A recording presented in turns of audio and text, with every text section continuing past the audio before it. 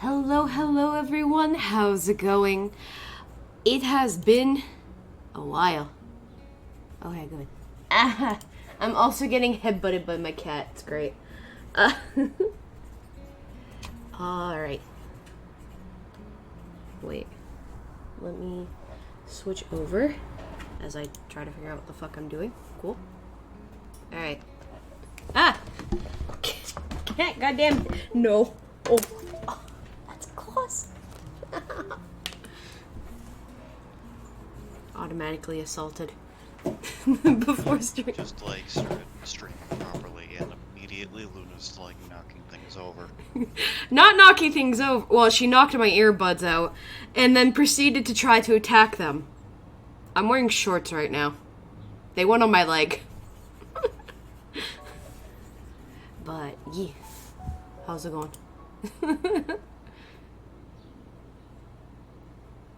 Hi, Jer. How's it going? Ah. You sound tired. How'd the onion fiasco go? Oh shit, I didn't hit load. Shut up. Shut the fuck up. In short, apparently it wasn't gonna burn the house down, so we just, even though it was sparking minorly, it was fuck it, it'll be fine. I mean... So, yeah. Good. House isn't burnt down, that's good. Yeah. Good, and you? Pretty good. A little tired, but that's because it's rainy today, so hell yeah. Yeah. Ask you a question, guy. I shake my head to fend off the dazedness. The teacher is looking at me as is everyone in the class. Sorry, I wasn't paying attention. What's the distance between... Never mind, different question. Me and math class. The what now? What? Oh. Why are you here in this class? Because in order to graduate, they mandated that I have to do this, even though I don't want to. Learn about physics. Oh, I would not be taking physics. Your hat is bigger today? Is it? Did I not just zoom out? I forgot. No, I ain't zoomed out. Physics.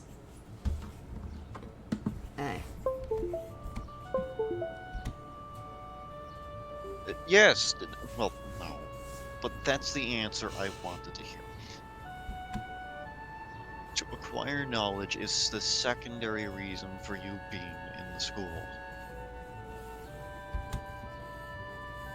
The primary one is to learn the rules of society, the norms and ethics that govern your everyday life. Hey, did you know that after you get out of school, that's all bullshit too? I'm just reading that. I'm like, damn. Some people learned that the ethics of life are to just bully the shit out of people and take what they want by force. And some of those people became nurses. Well, by force and by, quite literally destroying people mentally. Sometimes physically too, depending There on are still, people I know who are, traumatized by those people. Fun times. It's almost as if those high school, middle school, man. Good times. I never want to go back to them. I don't know, mine weren't that bad. Middle school with hell, high school was, I don't remember because I was that depressed. Time for more dating cripple girls. Well, yes. Yeah. Yes, Amy. Also, how's it going? They have disabilities and they function. So it's fine. I'm happy I'm grown up now, you same. You don't come to school for the classes. You come to... interact with the other people here. The classmates who are your equals, and the teacher who are your superiors. The fact that you just stopped. Same. You learn how to form social contacts and maintain. In other words, how to be a part of society. School itself is a microcosm of the entire society. Okay, so if you were a loser... Good Joker meme here. The moment you said Joker, I immediately thought of Persona, and I hate that I know that. I hate that I thought that. But what if all of them are actually my inferiors? What? Well, sometimes I'm not mentally grown up. That's okay. Because guess what? That doesn't really matter. Professionalism is bullshit. What if all of them are your inferiors? That means you did something good in life to make them your inferior. I could go on a tirade about that, but it's fine. Either that, or you have a, like, a bit of a narcissism complex. The funny thing about that is narcissists never win. And it's funny to see them, like, years down the line. You're like, huh, you know, I thought life was tough for me, but, you know, at least I'm actually doing something with my life. And what Rin said, I was typing that shows that she's not either. What?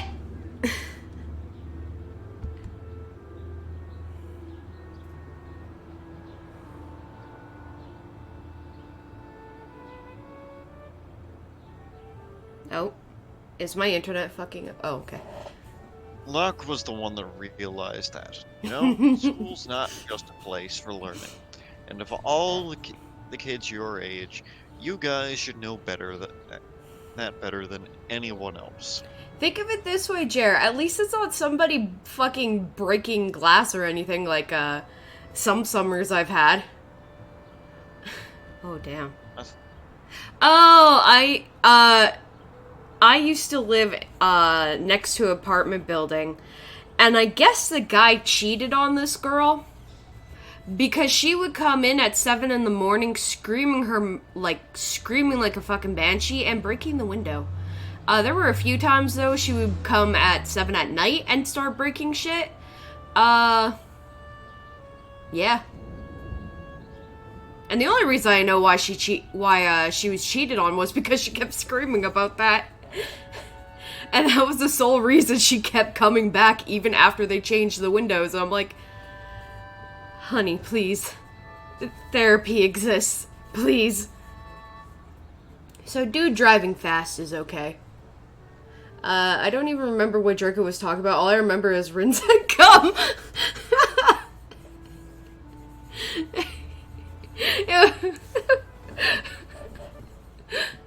At least no one is getting attacked. True. Yet. Anyway. Yes.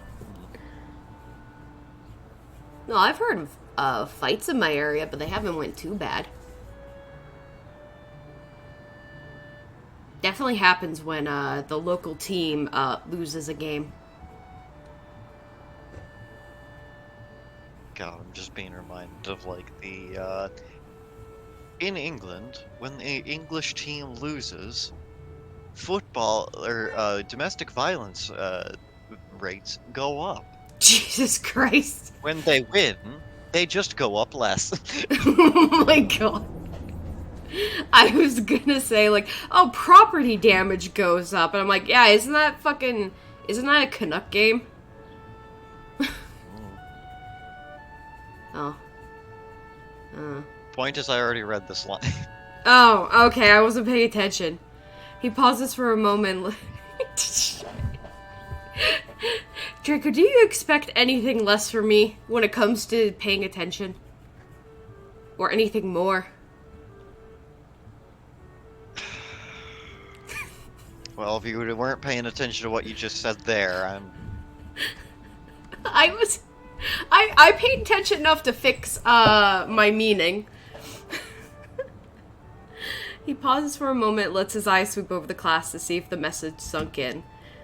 it did not. At the very least, it shut everyone up and got them to focus on him, captivated either by his voice or the sudden change of topic from physics to the philosophy of education. However, my classes, as you so aptly put, are a place for learning physics. Wait. If my team loses, my family loses. What the fuck does that mean? Fun fact, if you push your scroll wheel to the left of Opera GX, it goes back a page. I do not use Opera. I found out by accident just now. Ah. He points at me with a piece of chalk he's holding. So, no sleeping during class. Got it, Nakai? So what if you fall asleep again? Does he just whip you with, like, just fucking whips the piece of chalk at you? Used it as like a fucking projectile. God. You didn't have teachers that do that? No. The closest we had was one of our science teachers getting angry that one of his fucking dry erase markers, like, just...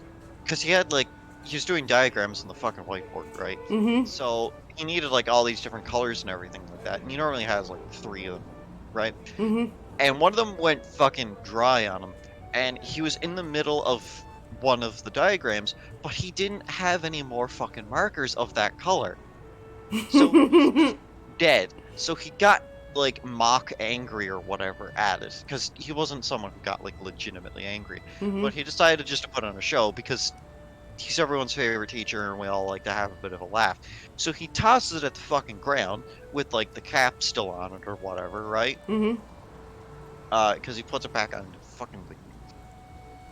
He's just tosses it. Mm-hmm. Thing is, because he put the cap back on, that means the cap can come back off. So what happened is, it bounces off the ground, the main part of the marker kind of bounces up from the ground. The cap, however, like, goes past one row of students, right between, like, over their heads or something like that, and then goes between, like, me and this other girl who are sitting, like, right next to each other, and, like, barely just misses, like, the side of our faces. Oh, I used to have a teacher. He wouldn't get mad all the time. But, like, if somebody gave him, like, he was a good teacher. Like, everybody liked him. But, like, if you said something that he thought was, like, stupid, like a stupid question, or just was being a little shit, he would just fucking, cause this man played football, and he would just fucking toss, the chalk, like, right at your head like he was throwing a football. The aerodynamics aren't gonna be the same. Well, he did the wind back of, like, you know, when you wind back to throw it, but instead of a football, it just was a piece of chalk that would go straight for somebody's head. If you push your scroll wheel to the left, it's because you can go back on any education. You could also probably push it to the right. Reminds me of that one Japanese commercial. Oh? But, yeah. Yes, sir? From the corner of my eye, I catch Shizune's scowl and Misha's barely contained giggle. I sink deeper into my seat. After classes end, I am the last one to leave the classroom. I close the door behind me and quietly make my way to the art room.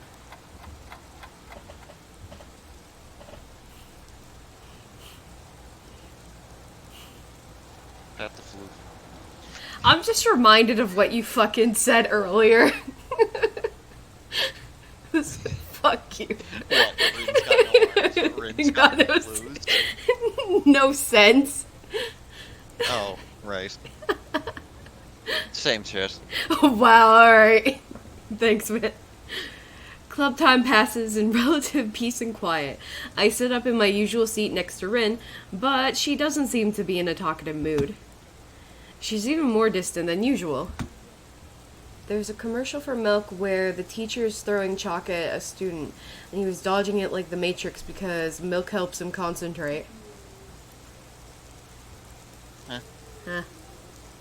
That reminds me of, that QuickTime event in Persona 5, where if you're like talking on the phone, the teacher will throw a chalk at you and you have to like dodge, or I think it's if you have like a high physique or some shit, you'll be able to dodge it, and if you don't, you just get fucking beamed.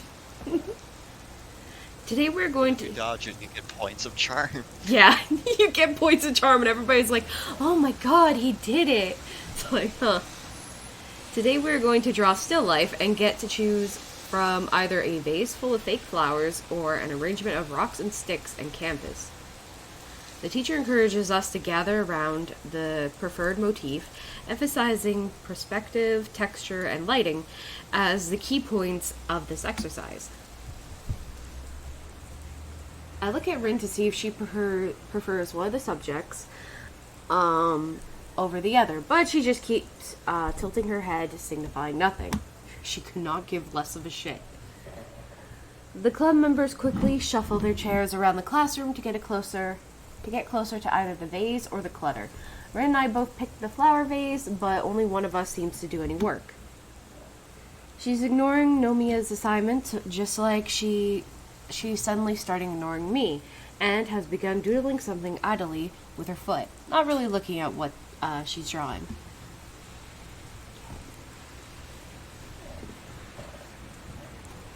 I try to catch her gaze, but she's looking out the window. It's making me uneasy. Rin almost looks like she's asleep, with the way she's leaning back against the chair with her legs, resting easily on the desk. She's now completely given up on the drawing. The more I try to relax, ignore her, and just be myself, the more it feels like I should ask if something's wrong.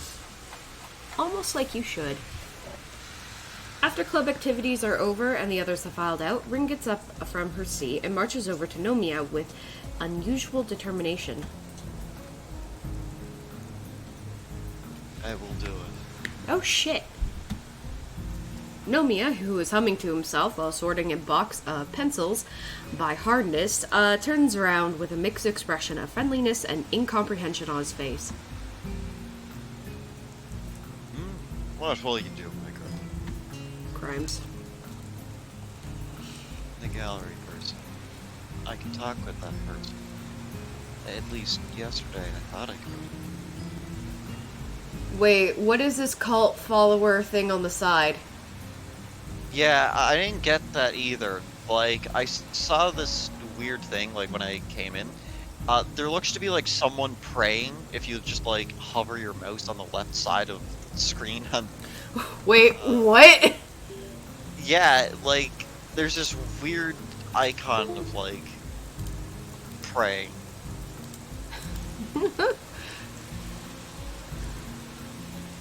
Because, like, I still have... let me see.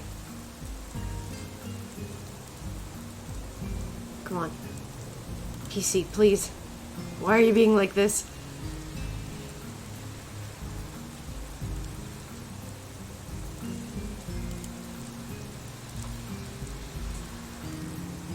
There's a dude's name called Pepsi and Milk, and I'm upset right now. What? I just saw some streamer's name be Pepsi and Milk, and I'm upset right now. Oh! Okay, I was wondering why that was activated. We should not be there anymore. No, get out of here.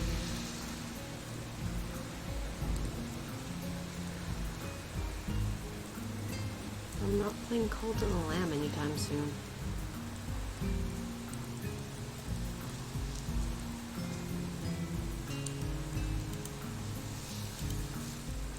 Okay. I deactivated it, so you should be fine. I'm pretty sure that was there last time I was here. That's where the cult of the Cowrin followers go. Oh, the worst part is that was also named the Malmy Milkers Coven. So, like, it's been building up since then. God damn it.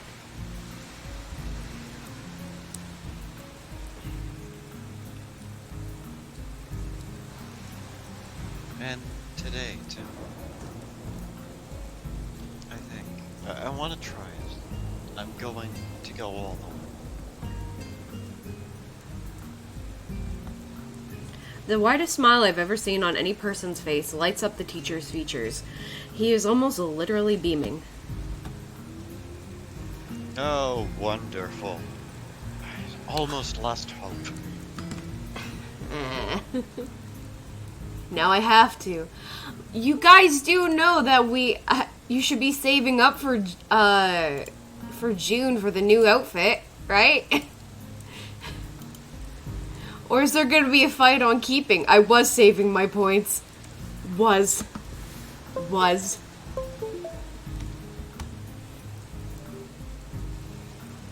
Such a hard-headed girl you are. But I knew that sooner or later you'd understand as well. Call my good friend Sion. I think that's Sionji, I can't remember. Sionji and arrange a meeting. You'll need to show her your work so she can estimate it. I've told her about you, but obviously you should talk face to face. Should. This is so exciting, isn't it? Please put the tongue back in your mouth, for fuck's sake. Nomiya is talking more to himself than to us, and walking in circles around his desk, waving his hands wildly all the while. He picks up his cell phone from the breast pocket of his jacket and flips it open with a stylish movement, starting to look for the number to call. While he searches, he notices me staring and gives me a beaming thumbs up. I shrug back at him, doing my best not to look smug.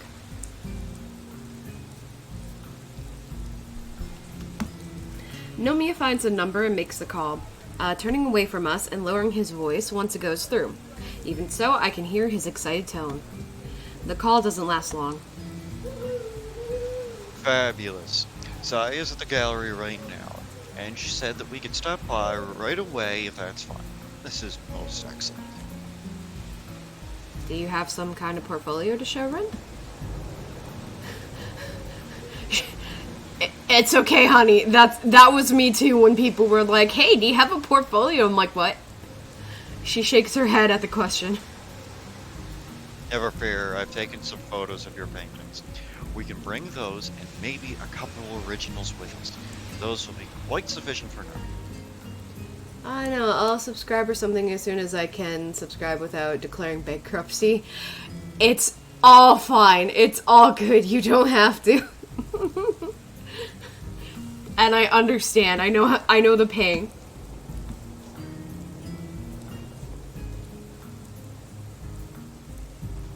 There should be some recent ones around here in the back, right? He pulls out a folder full of photos out of the desk drawer and then charges towards the back where there's a small storage room and extra cabinets for all the materials and tools the art classes and clubs use. He soon finds what he was looking for and crudely wraps 2 of Rin's paintings in some brown packing paper. Nakai, would you carry these to my car? Aw, thank you for the head pat, Hebby. How's it going? I pick up the 2 oil paintings. They aren't heavy, but they do make navigating somewhat cumbersome, as I follow Nomiya and Rin to the parking lot.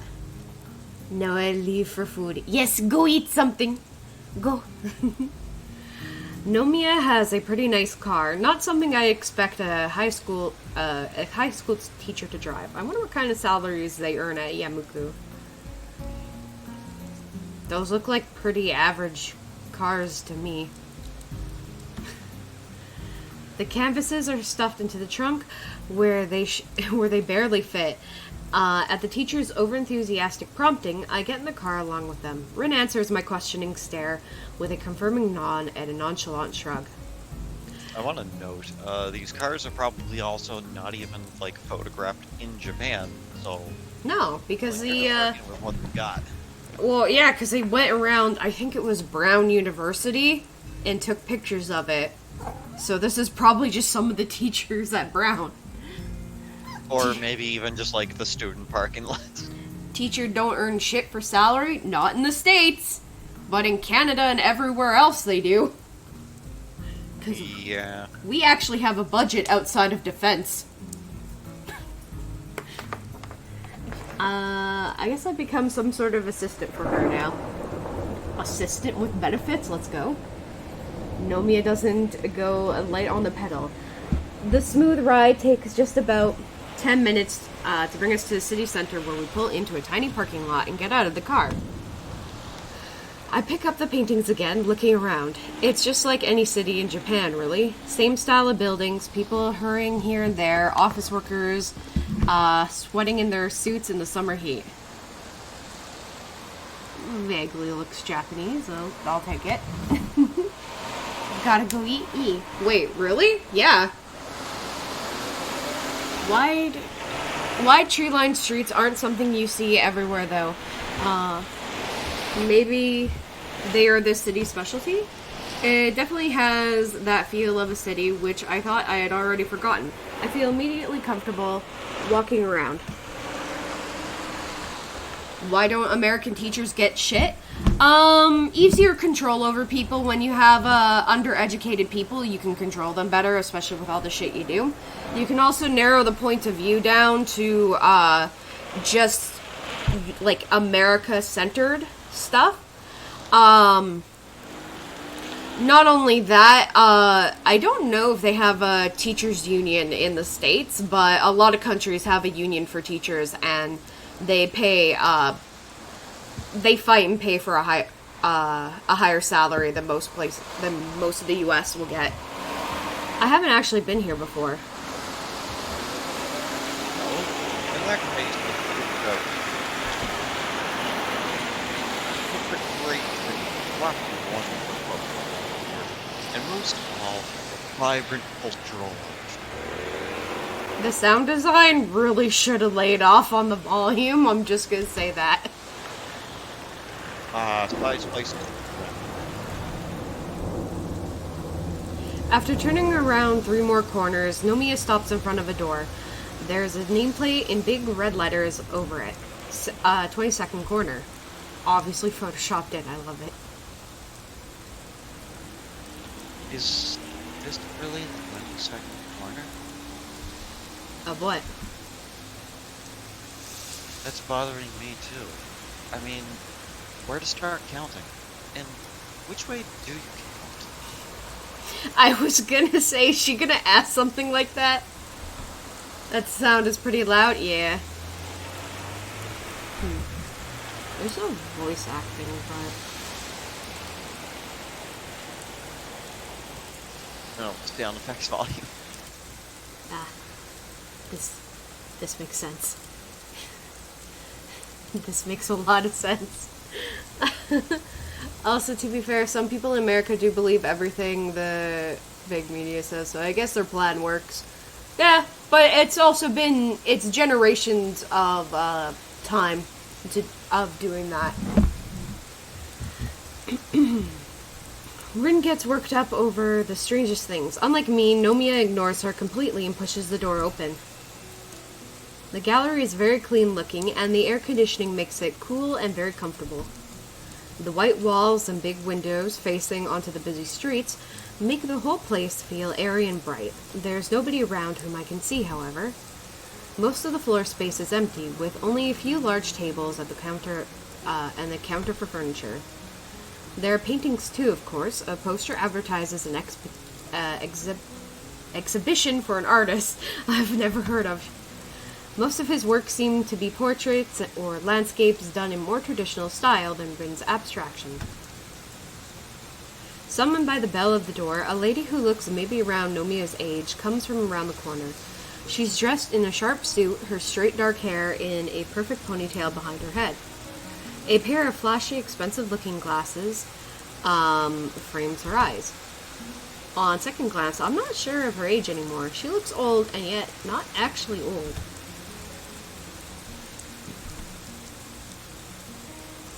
Sai, hello. Hello, Jay. How's it going? It's been like forever. Where'd you go? It's been like 6 days. Well, like 5, but I had some stuff I had to do. So, I had relatives coming down.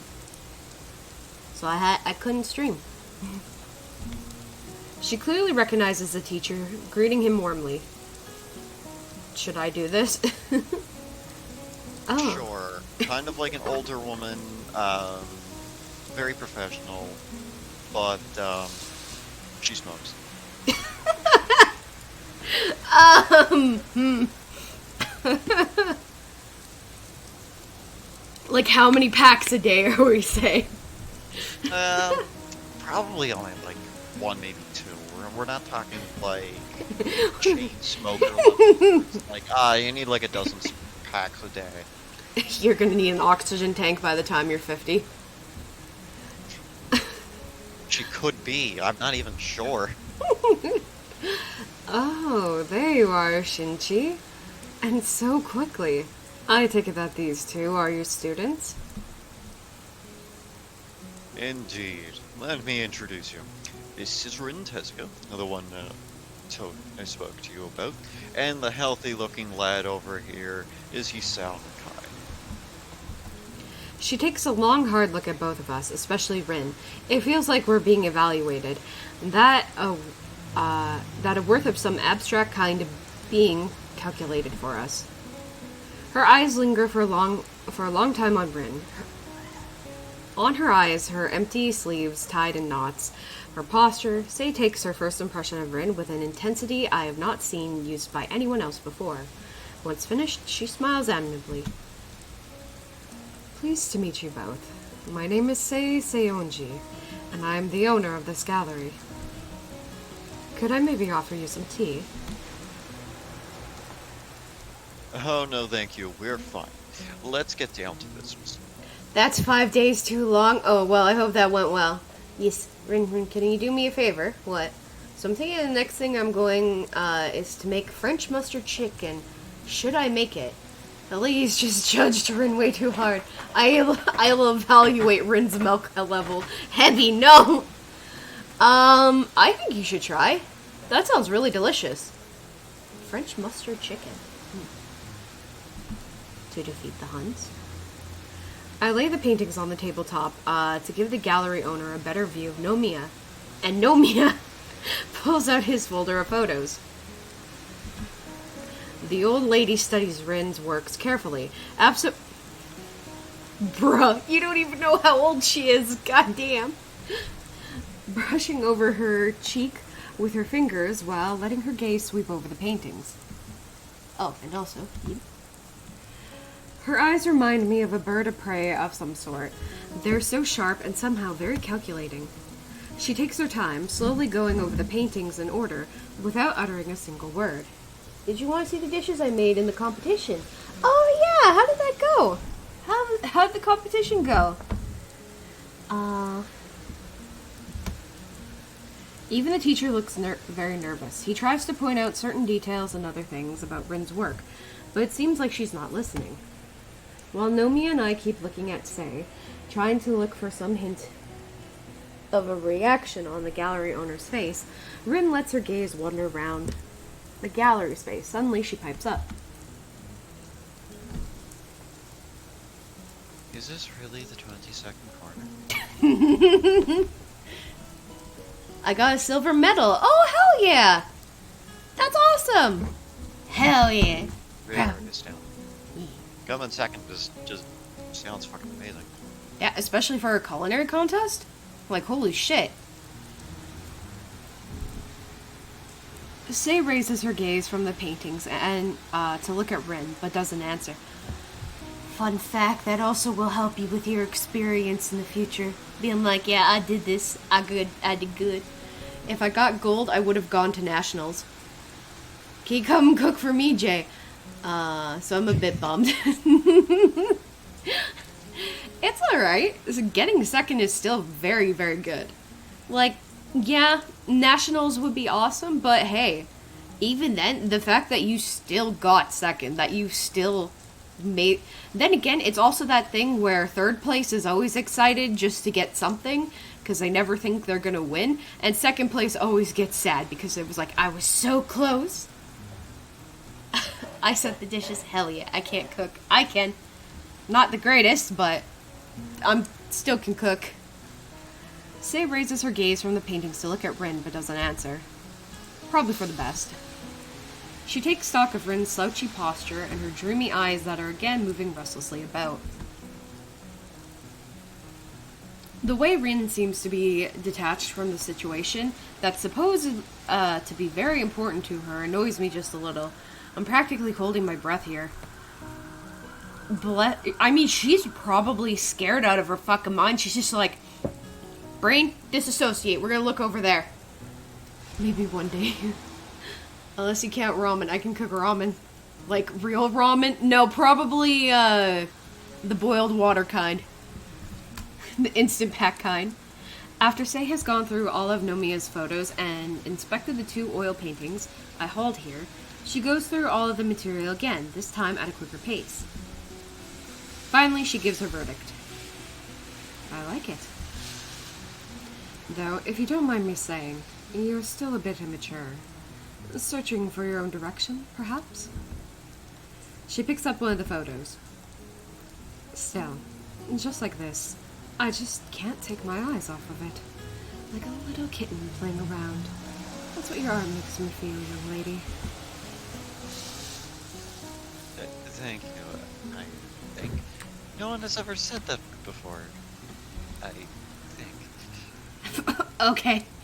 That's all that Rin has to say. Something about what the gallery owner says and how she says it makes it sound patronizing to me, but I hold my tongue.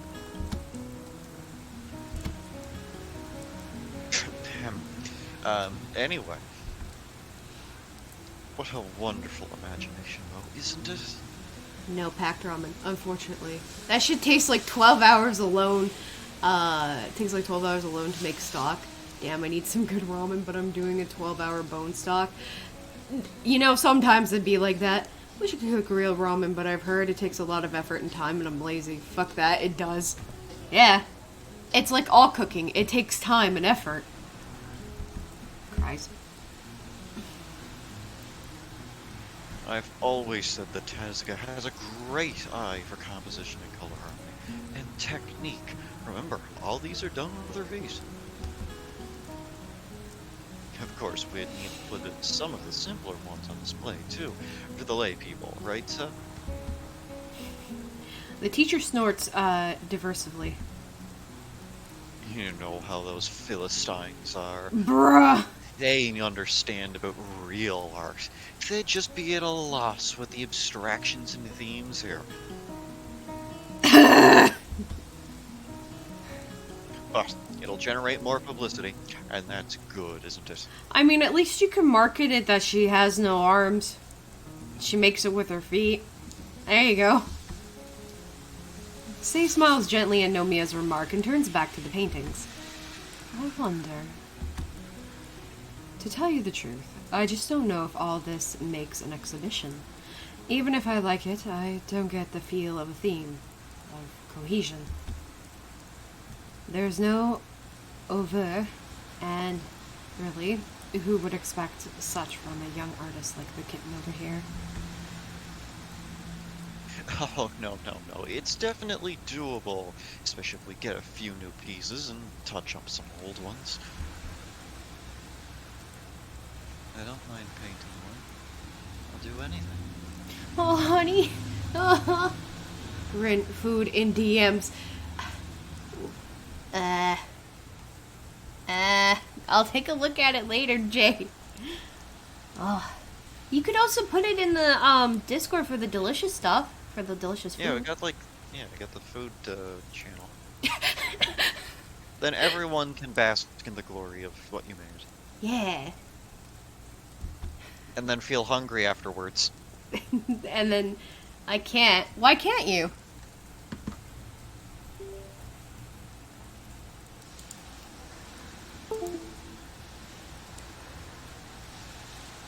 But that looks like good shit. Oh my god, that actually looks so fucking good. Oh, I don't want to be hungry right now.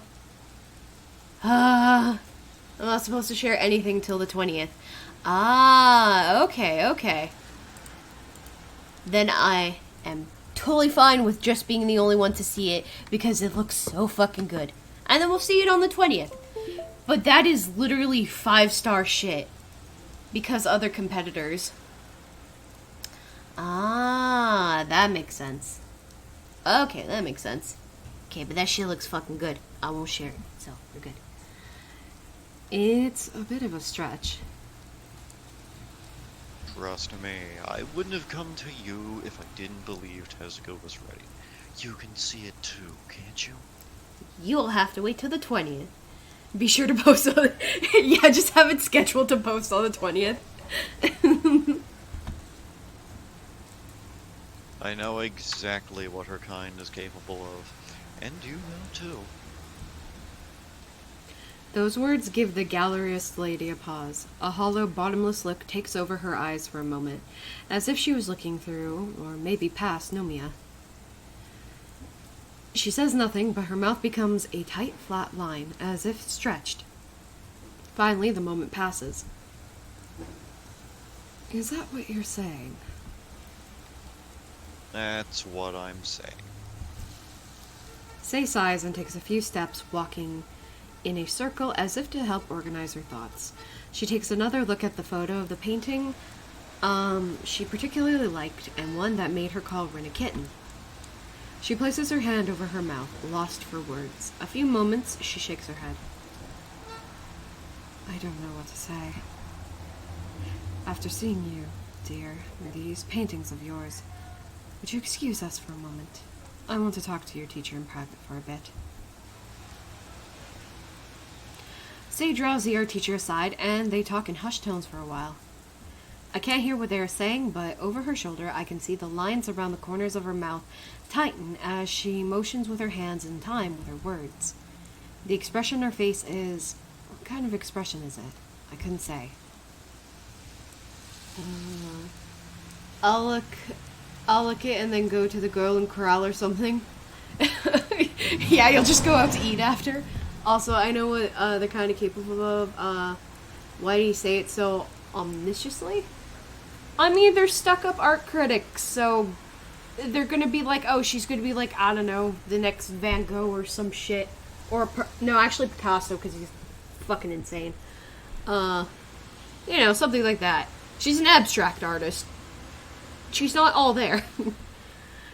Once they're done discussing whatever they had to discuss, they give one another a serious look. I feel something that goes beyond mere words transpiring there.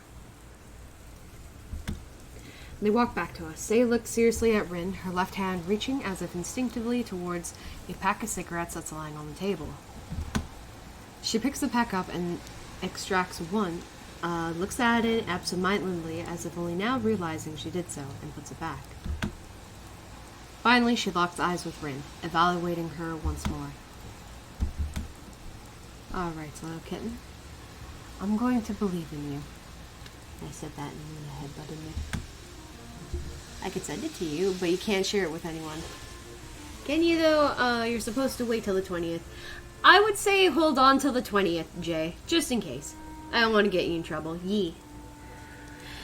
I will display your paintings in here, but from what I can see, this is not enough. You don't really have a cohesive theme, and you don't have enough of the good stuff. You're going to have to work hard to actually get something that we can put on the exhibit here.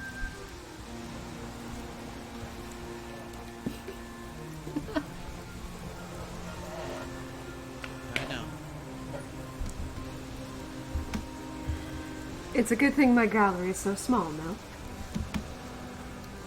Rin already spends pretty much every free waking moment she has painting. How is it possible to work any harder? She'd have to skip classes to do more than she already does, and how can anyone work that much?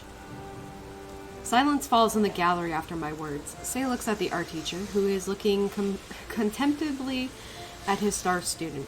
I look at all three of them, confused. It's doable. What do you mean? I mean, this school is special. The board puts great value on things such as this. I'm sure I could arrange some leave for her. It's not unprecedented by any means. I'll discuss it with her parents too, but they've been quite supportive. However, it might be a bit of a stretch to get working space for her at the school if she's not actually going to attend classes. Actually, I was thinking about this before.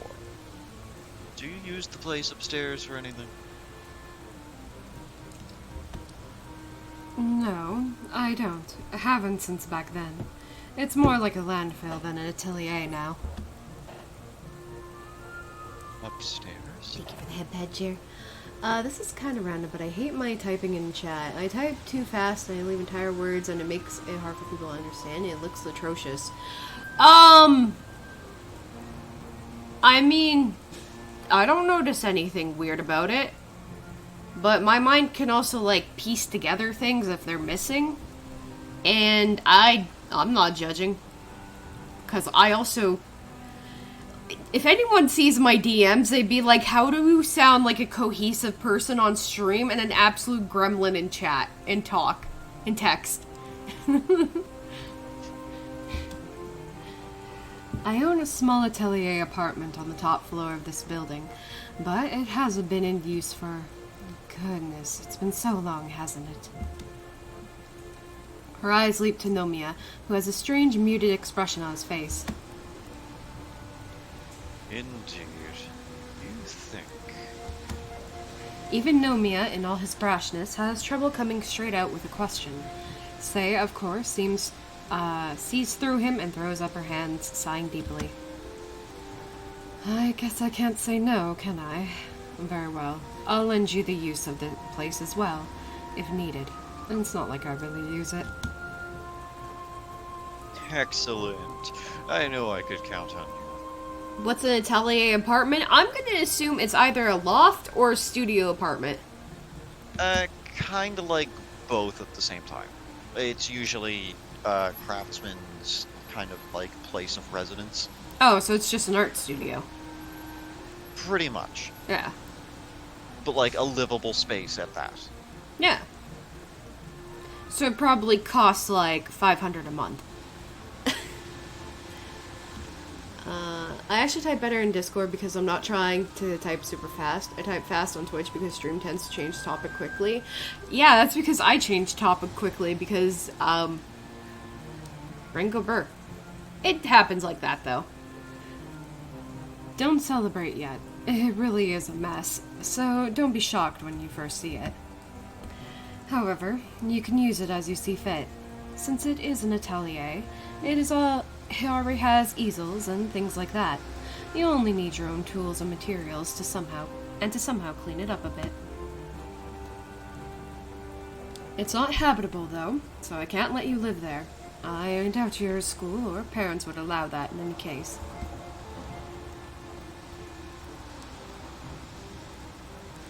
Okay. So, what's going on? The girl on the left has got no arm? Yeah, but she's an artist. Basically this is a dating sim with girls, who have various disabilities. Like, one is blind, one is mute or deaf? I think she's both, actually. She's an A? She's not mute. Oh, she's just deaf? Speak. She's just deaf, so, like, she can't... Like, there's It's hard to talk for her. Yeah, it's hard to, like, for deaf people to talk because they don't really... At least most people, when they're born deaf or something like that, they don't really have ways of understanding how to properly form speech. Mm-hmm. So, they don't really speak. Yeah. And her friend who translates ASL for her has, she's very clearly has ADHD, but they don't say. One of them has a burned face, one of them has no legs, who's the best friend of this one, and this one is Poggies. $500 a month sounds relatively cheap for an apartment. Studios tend to be that. It could also be like $650 or something. Depends. You know what's annoying in culinary? What? Not necessarily the stream, but stream in general. Yeah. I mean, my apartment is $600 a month. It's not bad. But that's in USD. I don't know what your currency is that you're using. That is cheap for USD. Mine's almost 700 CAD. And it's a 1-bedroom, but also you've heard the noises you hear outside. Oh, I thought it looked like she had no arms because of how she was posing, but she's literally got no arms. Yep. She got no arms. The importance of garnishes and how they flavor, how the flavors blend with the dish. Oh no, your head's just snapped. It did for a little bit. It's because Luna got up and got in the way of the camera. This is gonna sound stupid, but I wonder how deaf people think. Normally? Like normal people? I mean, like, the voice inside your head. Oh, the voice, yeah. Huh. I wonder if it's like text. Like, it just kind of like text kind of appears. No, but Oh like... god, I'm just imagining, like, the fucking core suppression text just appearing over shit. Oh, no. No. Oh my god. No, but like, when we think there's like words in English, but deaf people don't know any language. Oh no, they have it for their different languages. A lot of people who don't have internal monologue. Yeah. Just sign language appears in their head. I would say text in the language that they learn to like read. Or, cause you know, there's like ASL, there's probably a different variation of sign language for each country. Not just English. So, probably just text. However, it's convenient to crash there overnight if necessary. I won't mind. Most excellent, isn't it, Tezuka? Having no internal monologue sounds so unreal. It's just silence. You just hear like buzzing in your head like a fly. That's it. Don't you say shit. Flies just actually going through. Yeah. Like, you can't put shallots on a dish that doesn't have onion on it. That's stupid. You can't put parsley on something that's super acidic, because that wouldn't do anything. Nevertheless, is real. True. The potency of mint branches apply like how oregano is milder than parsley or rosemary. Listen, herbs and stuff can change a dish drastically. You just don't know what it will do. To be fair, my inner monologue is a spitting glass of milk. What? Why do I imagine, like, the microwave, like, turntable where it's just, like, a glass of milk sitting in the middle with, like, a spotlight over top? I was thinking of, like, the carton of milk, thing from SpongeBob. My mind is an enigma. Carton of milk just falls over. Spills. I'd rather have internal monologue because silence sucks.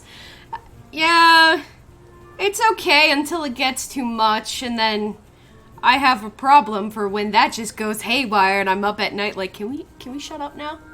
Please? Please? Mine's a shrimp just spinning in a white room. Going hamburger. Literally that. Oh no. You guys okay? What does your brains look like? I feel like mine at this point would be like fucking Max the cat or something just hovering in space. If someone read my mind, that's what they'd see. Okay, my ADHD does that too. My brain never shuts off. I hate it. I absolutely hate it. Why Max the cat of all things? Because it's a kitty. And also, it would be like... Well, it wouldn't just be like Max, but I'm trying to give an image, but basically it would be like Luna. It's just cat spinning. Just Maxwell cat spinning. Exactly. He enthusiastically pats Rin on the shoulder, laughing in relief and happiness, as if all this good fortune landed on him personally. Sei smiles as well, perhaps more amused by the old teacher's glee than anything else. Oh dear, Shinichi. This really is like back then. Are you sure we all haven't bitten off more than we can chew? She looks at Rin, who seems to be oddly subdued despite all this. I hope it is worth it, kitten. She holds out her hand as if to shake Rin's, but realizes the impossibility and quickly moves to pat her on the shoulder. Rin looks back at her silently, her eyes serious and impenetrable, like the dark of the night. Or it's going wee woo wee woo. That's when you have an anxiety attack. That's when the shrimp starts going wee woo. I'm pretty sure it's... Huh? Yeah, Jay said his brain would be like a shrimp in a white room, either going hamburger or wee woo. I'm pretty sure if someone were in my mind, they'd instantly go insane. Mine, I think they'd get lost, because it'd be like, I went down this corridor, and now somehow we're in a field, now somehow it's in a city. What the fuck is this? I'm gonna look for the back rooms. I'm gonna look for now, then get the big snooze. Have a great stream. Yes, no worries, hubby. Get plenty of rest. We'll see you around. I'm sorry, the big snooze? Oh, God. Do you think they mean they're going to die? You know, that's what the big sleep usually means. Sometimes the big sleep is 48 hours. Like, what do you mean? Rin applies for, and thanks to Nomia's pressuring the principal, I'm sure, is granted leave for the rest of the term for exceptional extracurricular activities. She has to make up for it during summer vacation, but it seems she doesn't mind. No, when I'm having an anxiety attack, it would be, what's happening? I don't know what I'm doing. The big snooze. And the shipping is just grabbing its head while spinning. The shrimp. Rin will still be able to eat and sleep at school, of course. She just doesn't have to go to class. I'm not entirely sure if I envy her or not. It all makes me feel anxious somehow. It's the last day of school for Rin. I feel like I should send her off with a word of encouragement. Or at least say something. It was sort of due to my influence that she decided to dive headfirst into this after all.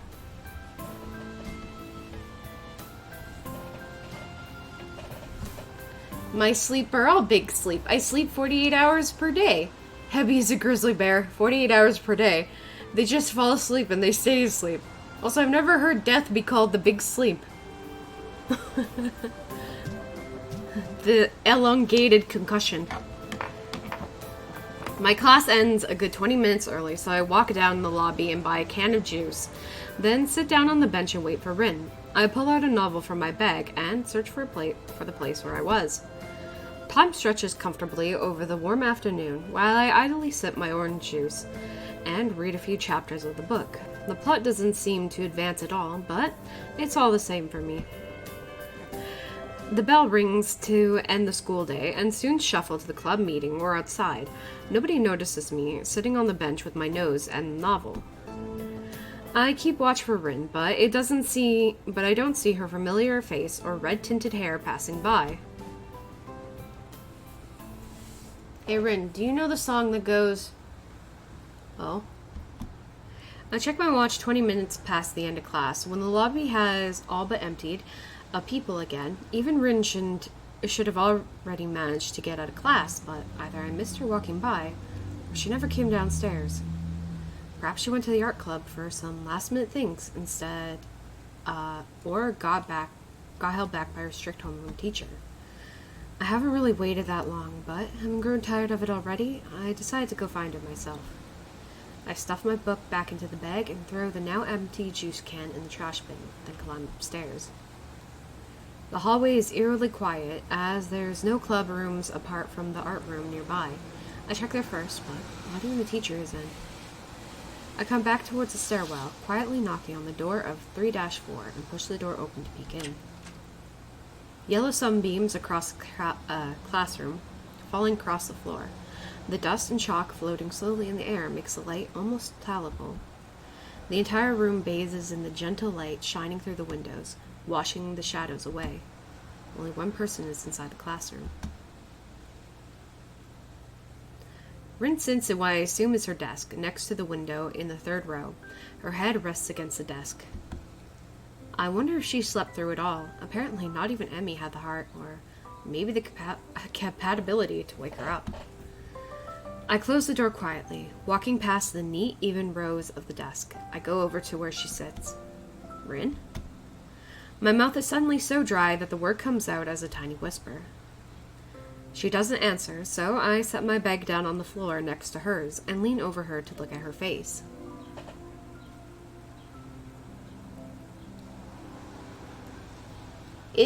Isn't the song literally called Spooky Scary Skeletons, though? Yeah, but yes, I have. It's a good song. I've also heard the remix version. Rin's eyes are peacefully closed, the long eyelashes projecting thin shadows onto her cheeks. Her mouth is slightly open, letting me hear the quiet sound of her breathing. Her usually messy hair is even more so today, lying in complete disarray over half of her face and forehead. Her bag is lying at her feet like a forgotten rag doll. A few books and pens have fallen out of it near her seat. The scene makes me smile a little. I touch Rin's head lightly, sweeping away a few strands off her ear. Her hair feels warm against my palm. Rin stirs and I retract my hand on reflex, feeling embarrassed for touching her so casually. She looks so vulnerable, like any sleeping person. It's impossible not to feel fondness towards her. Yes, I haven't heard the remix. It's good. Oh, Mr. Skeleton Tour, so Mr. I just want you... don't know if I've heard that one. I sit on the desktop of whoever is in front of Rin, then draw the window slightly open to get some fresh air in. Hopefully it'll wake her up and I won't need to resort to cruder methods. She doesn't wake up, but I don't really expect her to. Looking at her makes me feel tired as well. To be honest, I wouldn't mind a quick nap either, but I content myself with leaning against the large window. The glass is warm against my ear and cheek as the windows face west towards the setting afternoon sun. The afternoon light is slowly melting into Rin's auburn hair, softening her outline so that she seems to be fading into her surroundings. The minute twitches The minute twitches of her muscles, her hair swaying in the air, the air current, and even the rhythm of her breathing, it all gives a strong impression of a dreaming girl. Like all sleeping people, Rin looks like she is far away from this world, in some distant dream country. With her, it doesn't feel so obvious that she would ever come back. She seems so detached from her surroundings, even when she's awake. In fact, she has this same kind of air around her when... The realization hits my consciousness without warning. Rin sometimes looks like that when she is painting. Her focused expression gives her the same feeling of being on the other side of some imaginary gap as looking at her sleeping face does. I feel pain in my chest. There's no way I can close that gap to be on the same level with her. It hurts even though I know it is impossible for any two people to truly understand each other. But Rin, she's almost literally in another world when she's talking about art, thinking about art, or making art. It's a world that I, or anyone else really, can't share with her, just like the world of dreams. Rin still doesn't show any sign of waking up, so I'm faced with the decision of either rousing her myself or waiting for her to awaken on her own. I choose the latter. Waiting is something I'm good at. I found that out during my hospitalization, but even the hospital ward was more lively than any school after classes are over. It's part of the song, though. Oh, I just don't remember all the lyrics then. I like the remix. I usually don't like remixes, but that one was good. Yeah. The only sounds in this place are the loud ticking of the clock above the door, and the distant voices of students down on the grounds. A genuine summer breeze blows inside from the window. I cracked open, full of warmth and carrying the scent of light. I look outside to see where it comes from, but I'm dazzled almost instantly. The window's glass seems to trap all the sunlight within, making it peaceful to look at that way, or painful to look at. Oop. All I can glimpse through the window are the dark silhouettes of the trees and the wall around the campus again, the setting sun's radiance. against the ceiling. As I turn back to watch Rin, she stirs again. A single tear warms down the corner of her eye, slowly making its way across her face before it falls onto the desk. It's a tiny, barely a drop, but it captivates me. Another tear follows the first, then third. A feeling of anxiety overcomes me, petrifying me on the spot. It's so strange seeing Rin's face peaceful as she sleeps, at the same time as tears stream down her cheeks, wetting the wooden desktop she rests her head on. I don't know what to do, so I do nothing, and just watch the tears roll one by one down her face. I wonder what she's dreaming about. Rin wakes up after one final flinch, or perhaps because of the tears. She sits upright and yawns so excessively, and it looks like her jaw might dislocate.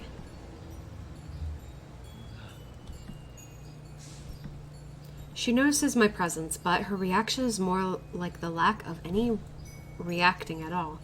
It's just an acknowledgement, so no startled gasp or anything.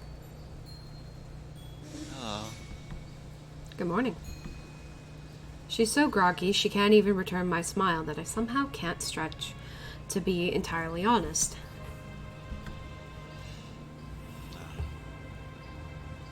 So if I'm making this French mustard chicken dish, should I exclude pasta? Maybe rice will work better with it? That's how I yawn with a big open mouth.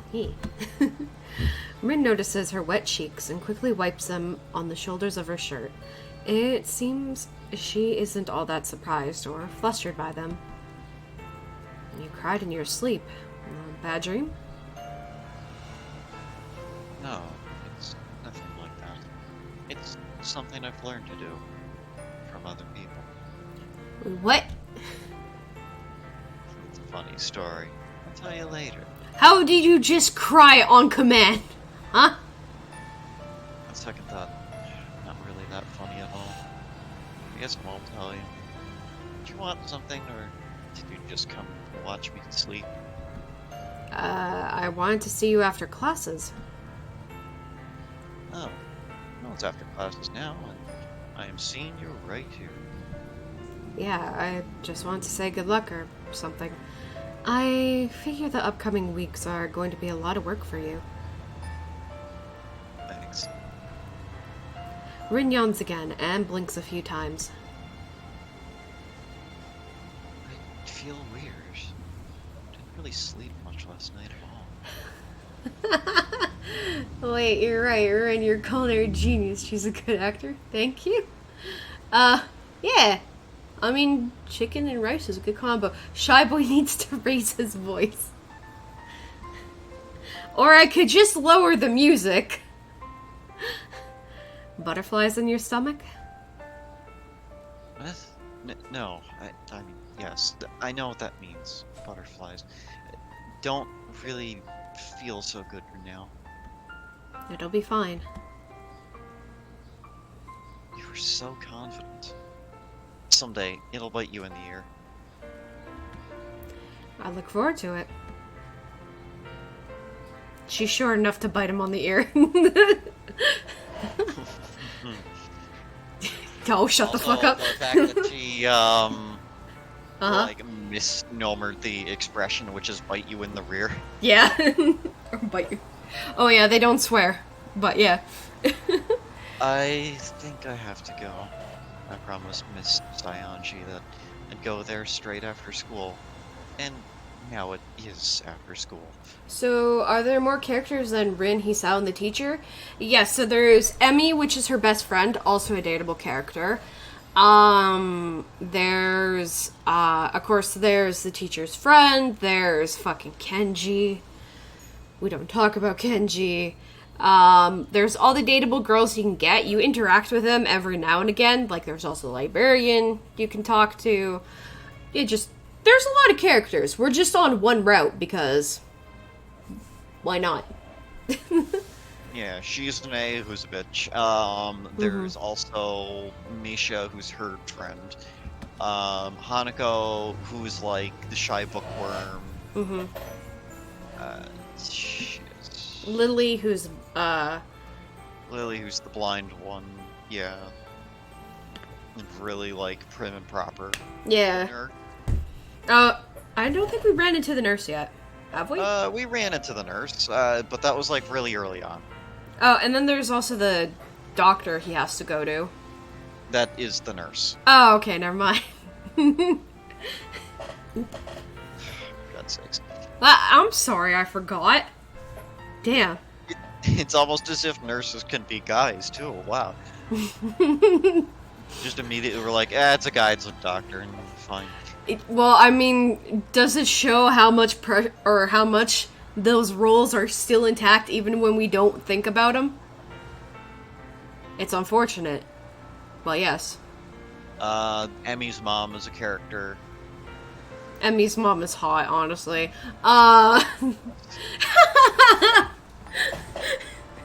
Bruh. Were you expecting anything different? Let's be real. Is it okay if I come by sometime? I'm guessing you're planning to work long hours, so if you'd prefer to avoid distractions. It's okay. It's not a distraction. Not like Emmy. Don't bring her with you, though. I wouldn't like that this time. I told her to stay away. I see. Alright then. Rin stands up and silently walks to the door with me, following behind. Oh, so the nurse, the blue-haired guy from last stream I thought was, he was a side character. Oh, he's not a dateable one, but No. like, yeah, You he's still could- a character that shows up. Yeah. Like, the teacher is also a character. Not that you can date them, but he's there. The school's empty hallways, devoid of the usual crowd of students, feels very lonely. It's only a few hours since school ended, but the building seems to be all but deserted. Our footsteps are all that intrudes upon the stillness of the hallways. The change is sudden, but it shows how the building is just an empty shell, dead without its students and teachers to liven it up. It's like the school has become a private world for just the two of us, a desolate place filled with silence and chalk dust. I'm going to change.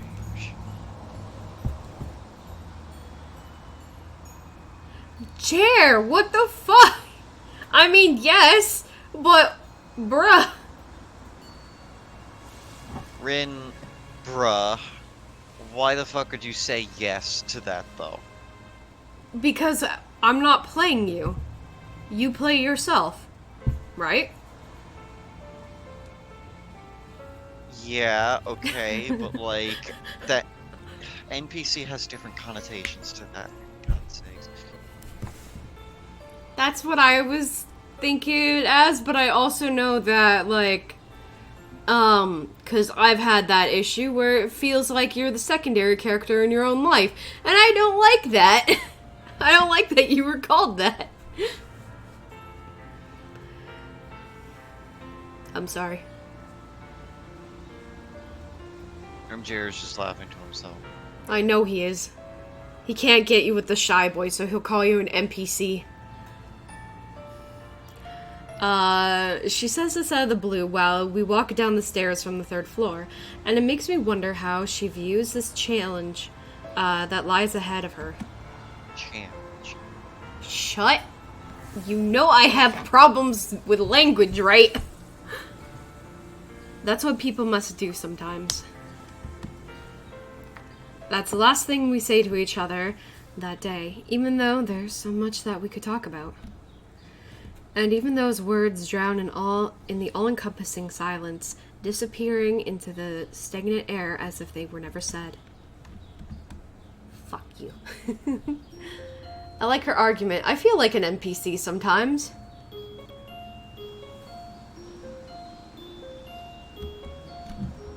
It's not a fun feeling. Okay?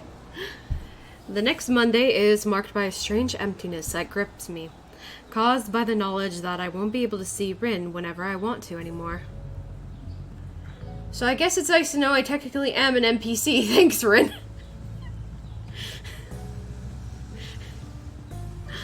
I mean, yes, unless you're John Kirito, the, like, everyman, protagonist of the universe, you're just an NPC, and, like, not the main focal point of the world.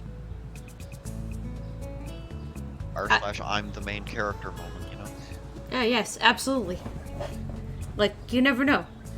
This hollow feeling's a little bit disconnecting, but I make it to the afternoon all the same. My classes, in a word, are terrible. It's not that the lesson is that bad, however, it's boring. It's so hot in the classroom that I feel like I'm melting. The air conditioning is either broken or turned off, so the windows are open. Makes no difference since the air outside is completely still. Only the chirping of cicadas carries inside. The sweltering heat permeates the room. Students and teachers alike are in an almost delirious state. I just want to stand up and walk out of here without caring what the teacher or anyone else says. I can see I'm not the only one with these thoughts, too. Next to me, Misha is shamelessly holding her skirt up a bit and fanning the air with her notebook. Only Shizune seems to be as cool as always, sitting with her back perfectly straight, arms folded on her chest, her eyes fixated on the equation scrawled on the blackboard. I keep shooting yearning glances at my watch, but it doesn't help the time go by any faster. It's funny, I remember how badly I wanted to get out of the hospital and go back to school. Now all I can think of is the upcoming summer vacation, and freedom from classes and homework. Perhaps it's human nature to think only of the situation at hand. Robot chair, okay. Finally, the bell rings. Relieved, my classmates and I burst out of the hallway, already crowded by students from our neighboring classes. I spot Emmy's diminutive figure nearby and walk up to her. Hey there. She smiles sweetly, clearly happy to see me. Hey Sal, what's up? Is your classroom super hot too? Yeah, it is. I thought I was gonna melt in there. Nothing else is really happening though. Feeling a bit weird now that Rin's on her great adventure, whatever you want to call it. Emmy's face cracks into a wider smile, and she jumps up and down enthusiastically. Isn't it great? I'm so happy for her. I bet everyone will like her paintings and she'll sell a lot of them and make piles of money. Bruh. Yeah, I'm sure it'll work out great. I'm totally sulking at her, though. She huffs angrily and places her hands firmly on her hips, even letting a little anger seep into her voice. It doesn't quite have the impact she's probably hoping for, but I say nothing. Why is that? She says that she doesn't want me to go see her. Oh yeah, she mentioned that. I guess she prefers not to be distracted. I can understand that. I don't think I'm that much of a distraction. Besides, I'm sure she'll forget about sleeping and eating properly if someone's not there telling her to do it. Sometimes she's like that, gets completely fixated on whatever and drops everything else. It really makes me worried, you know. Is she gonna be alright? Such friendship. Much wow. God damn it. Speaking of that, I can't even know if I should be saying this, but it seems bothering to me. That much of a distraction, so she is a bit of a distraction. I mean... Look at these poor sad eyes, and then he follows it up with this. How do I put it? Rin said that she doesn't really see you... Oh, what the fuck? Excuse me, what? Bro, you don't just come in with... Rin said that she doesn't really see you as a friend or something, and I really can't figure out why she would say something like that. Why would you say that? Why would you say that? You two seem to be so close. I feel really awkward. You should not have said it at all. But I finally managed to get a few words out. Emmy doesn't seem to be too shocked, but gives her a pause for a moment. Even her perpetual smile flattens into a more difficult expression. Oh my god, he's outright? Why? Is that so? I guess I may be more like a big sister or something to her. Excuse me? Big sister? You? I put my hand on top of my head and then hers, as if to measure and reconfirm our heights. Emmy playfully slaps me. This is fucking something you would do. God damn it. Just to, like, people I know. Bruh! Looking annoyed. Dance is fucking saying shit he shouldn't say. Why are all the MCs like the one in DDLC? No, this one actually has personality. But,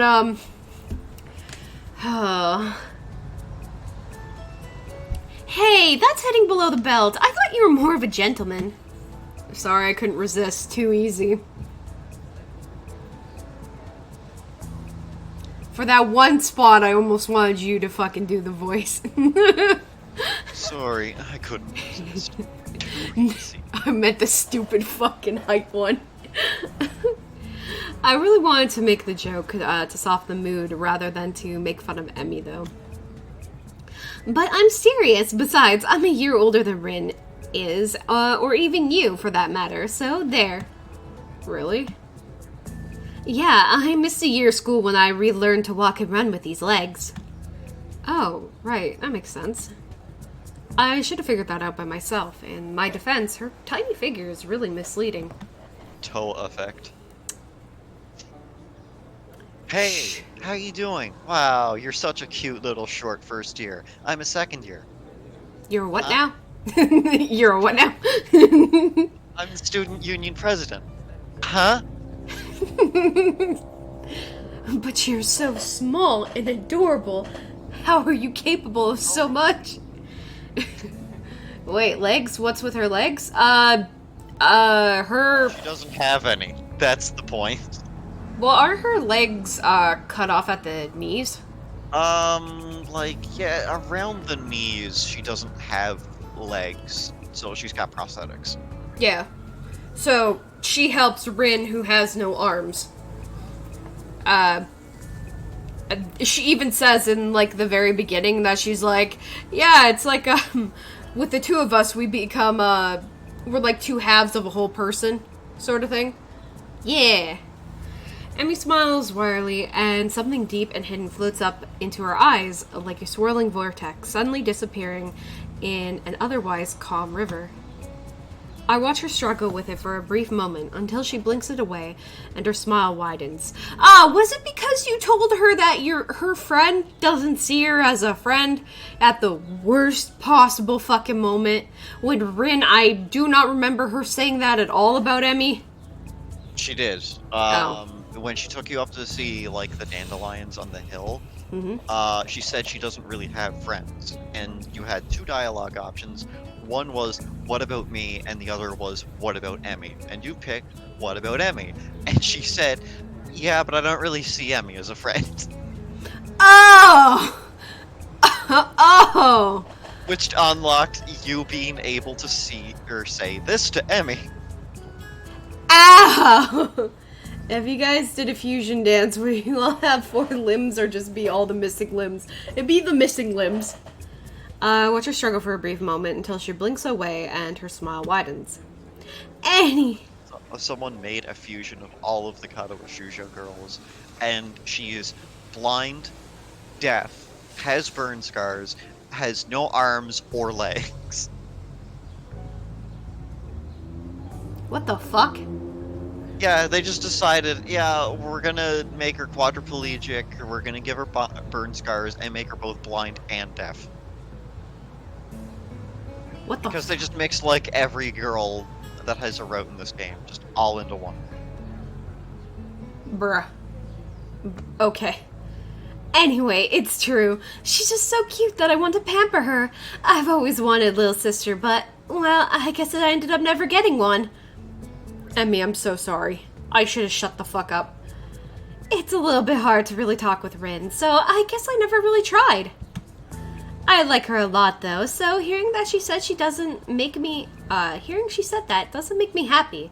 It's not like I can really argue, so maybe that's just how it is. We are really close, but maybe it's just not in that way, you know? She sighs loudly, about to fucking cry. I wonder if she thinks I'm annoying. I'm pretty sure that's not the case at all. Emmy shakes her head, looking amused. I'm not sure if she's joking or not. She has these weird ideas about a lot of stuff, things that make sense to her in a totally different way than they do to me. I can't even remember all the weird stuff she's talked about over all this time. I don't think Rin does either, really. She's the type that would just forget her own head if it wasn't attached to her shoulders. And that's why I just can't leave her alone. Is that weird? She leans against the wall, managing to look distraught, yet still cheerful as always. I get a strange feeling about it, as though I were talking to two people at the same time. How would I know? Everyone's weird in some way, but if that's yours, it's a very nice way. At least I can understand what you're talking about, unlike Rin. Most of the time, I have no idea about what's going on inside the heads of hers either. I fucking love Sriracha, bruh. I mean, cool, Jay. I mean, Sriracha is good shit. But okay. Emmy giggles, nodding in agreement. I think it's okay, even if you don't understand her. That's how she usually is. Emmy stands up straighter, brushing the hem of her skirt and straightening the waistline. She laughs awkwardly. Wow, we ended up talking pretty seriously. What's up with you, Hisao? Why did you bring this up? Yeah, why'd you fucking do it, Hisao? Oh, sorry, I didn't really mean that to get into this sort of discussion either. I just don't know. I had this weird feeling lately about Rin. I don't know why. I feel a bit guilty bringing it up. Okay, so that's a red flag. Why did you want to separate her from her friend, asshole? For no reason except my own anxiety. It'll be fine. Don't worry about it. Suddenly, Emmy clutches my wrist and twists it so she could see what time it is on my watch. Oh, damn. It's this late already? I should really go. There's a meeting with the rest of the track team at the field. It's not going to be fun in this heat. Oh, Luna, you are getting tangled in my earbuds. Please. Please. Why are you like this? Okay. We're going to sweat like pigs, but I promised I'd be there. Bye-bye. She skips downstairs, leaving me wondering if what I said, or what Rin said, rather, hurt her or not. I mean, you shouldn't have said it. Maybe what Emmy herself said hurt her the most, come to that. I don't know if she was able to handle that, honestly. Also, Rin, your voice acting is actually good. Oh, thank you. Did you expect worse? You know, let me preface by saying that cooking food is an art, and as long as you're trying, I think you're doing good. Yee. But I don't know the volume of terrible food out there. It's a lot. I just saw a poached egg with the egg whites and the yolk serrated and looked raw. That sounds like a soft boil. I've seen many a food atrocity. Same. So in the end, even the person closest to Rin is just as far apart from her as everyone else. I wonder if Rin herself ever feels that distance. I felt like I was drifting away from the world too during my hospitalization. I felt anxious and depressed, and even now, I sometimes still do, but I fight against it with all I've got. If Rin has been on that side of the divide her whole life, I can't imagine how she could not be lonely. But perhaps she's truly different. I refuse to belong to that other place, but maybe she's found comfort there. Did they just record a conversation? Pretty sure. Like Emmy, I just clued into the soundbite and I was like, Like Emmy, I have a club meeting on my own, so I head straight to the art club at the end of the hallway. Only a few members are present today, so the mood's even more laid back than usual. Rin is off working on her exhibition project, but I wonder if the rest are simply just playing hooky, defeated by the heat. I half-assedly sketch something on a piece of graphite, but do a poor job of it. My fingertips are turning pitch black from holding the graphite and smudging it on the paper, accidentally and on purpose. I've improved a little, but Rin's level is still far beyond my reach. Eventually, Nomiya comes in and makes his way around the room, checking on what we're doing and giving comments on the works in progress. He stops behind me and bends closer to look at my poor sketch. Tried to take a few pointers from Tezuka, have you? Well, I looked at how she draws, but I haven't exactly asked for advice, no. Let's see here. He casually picks up the piece of graphite from my hand and lightly draws some faint, barely visible lines over my sketch to illustrate places that need improvement. Separated. Voice acting is hard, and having a number of... Have you seen a number of VN streams? Yours better than most. I also saw garlic bread with a white piece of bread, melted cheese... A white piece of bread with melted cheese on it. That's not garlic bread, that's just sadness. That's just depression. that is a depression meal.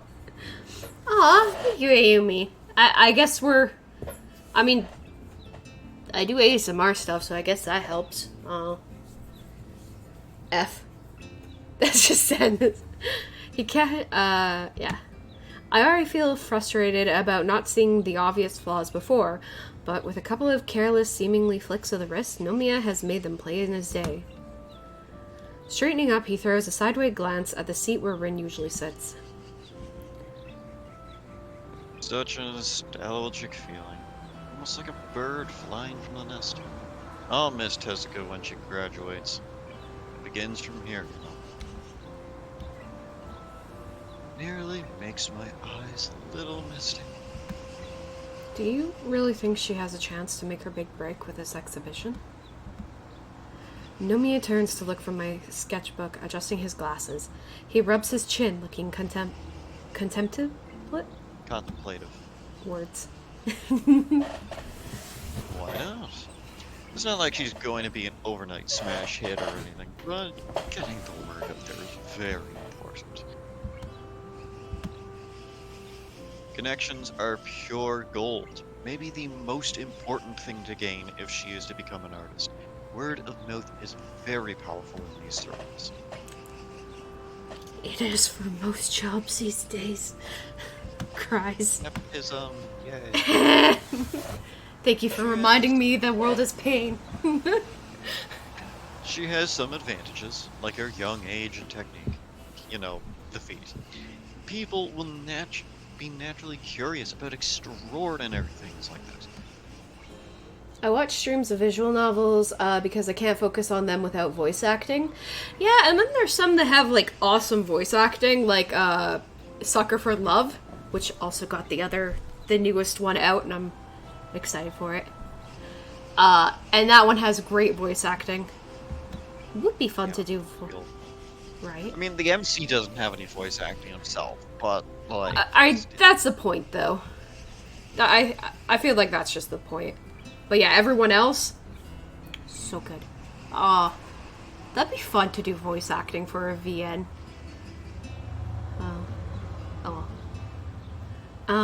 Like for an actual game, not just we're playing the game and reading it. Oh, but I mean, like, think of the amount of lines you'd have to do, right? Because, like, with Sucker for Love, things are fairly straightforward, at the very least. But if you had to do all of the different decisions and everything for, like, Katawa Shoujo, though, man, it would take forever. Well, yeah. Imagine all of the Emmy lines you'd have to do for, like, Emmy's Route, for example. And then... the NSFW sounds you'd have to make for, with that on. Oh, well, that too. That's not what I was thinking. I was thinking, but then you've got moments like Emmy showing up just like when she did in Rin's Route. Mm-hmm. So, like, you'd have to do voice acting for that, and again, depending on all of the different choices you make.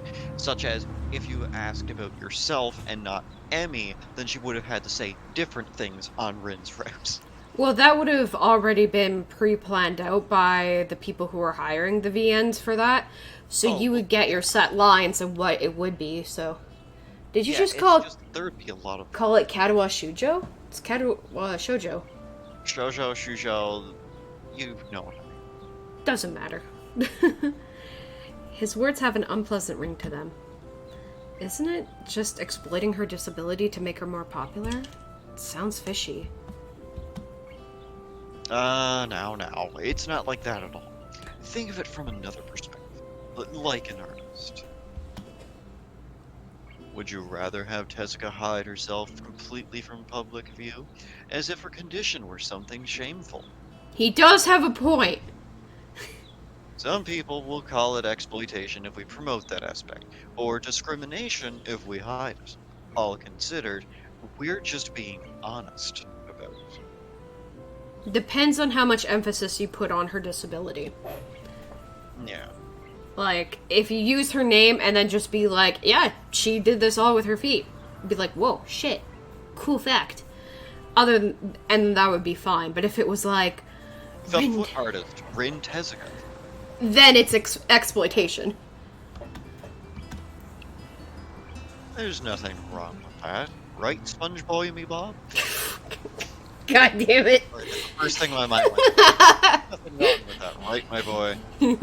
No, it's okay. Let the truth of thoughts play out. I guess so. Oh, shit. Brilliant. It's true that disability always has all sorts of implications in society, often nasty ones, but brushing things under the carpet won't help at all. And usually the nasty ones are for people who don't understand it, and therefore they don't like it. I'm sure Say will handle her side of the issue with delicacy. I've known her since art school, and she's most reliable. Why is she going so far for Rin's sake? Because it's you who asked? Oh, she has her own reasons too. Trust this old man, she's more kind-hearted than she looks. Don't let her know I said that. He gives me a big wink and covers his mouth with his hand, as if to push the remark back in. Could you do that with the tongue, please? Holy fuck. I remember the curious way Miss Seonji looked at Rin almost the entire time during our visit to the gallery. It was like that woman was trying to imprint everything about her into her memory. Or maybe it was that Rin reminded her of something else. Mostly, Saya simply adores young people with a passion for art. Her gallery specializes in this very thing, bringing up-and-coming talent to the public. It's a perfect fit for someone like Tezuka. I'm still being reminded of the person who told me to drop everything and be a fucking gallery artist. I don't even know if she really wants to become a career artist, though. But I guess that'd be the logical next step. I don't have the faintest idea. Like they say, a teacher can only show the door. It's the student who has to walk through it. An old, tired saying, but still quite true. He leaves to chat with the other pair of second-year girls working on some watercolors. Even though he said that cliche thing, it feels to me like Nomiya is trying to prod Rin through a certain door in particular, but I can't blame him for that. I literally shoved Rin towards that door with my speeches about wasting opportunities and whatnot. Nomiya feels like it's time for him to let Rin test her own wings. He has absolute confidence in this endeavor. I wonder why I can't shed the anxious feeling I have inside of me. It shouldn't have anything to do with me. Maybe I'm just bothered by exactly that. I really don't have any part in this. I would like to be a part of Rin's life, and her a part of mine. Like friends should be. That's what she called us. I wonder what she really meant. I feel like I'm so far apart from her, even when I'm not. It's the same as with Rin and Emmy. I can't understand her. What am I for her? Well, Bring up the options, Draco. I mean, I know the option you're supposed to pick here, but what one would you normally pick?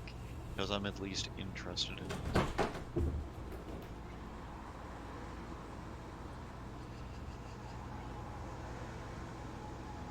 Would you rather understand her, or would you rather support her?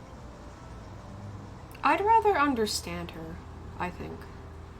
Like, you can support her all you want, but if she wants a decision that you don't fully support, what's the point of that? Understanding her, yeah, would be tough, but I feel at the same time like it's rewarding to learning and understanding somebody more. So I pick this one. Yeah, you can pick technically either one of them. One just gives you more options that go towards the good route, one of which, like, there's three options if you pick the support one. Two of them lead to, like, the good slash neutral route, and one of them is the bad route, Mm-hmm. or just bad ending. And the other one is you have one option that's good, and one that just throws you onto the bad ending. Oh!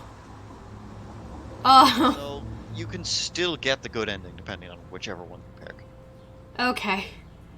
I do like the I want to understand her, though. In the end, even though we made friends with each other, I don't really feel that we've gotten any closer.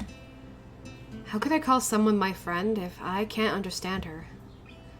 Nomiya's boisterous laugh fills the quiet afternoon. Just as the club meeting ends, he pats one of the girls on the back encouragingly. I think about all the things that have led me to this point, all the things I've shared with Rin during the few weeks I've been at Yamaku so far. I understand so very little, in the end, but I'm sure of one thing. If I want to keep going what I have with Rin, I have to throw myself into whatever I come out of throw myself into whatever will come out of this exhibition project along with her.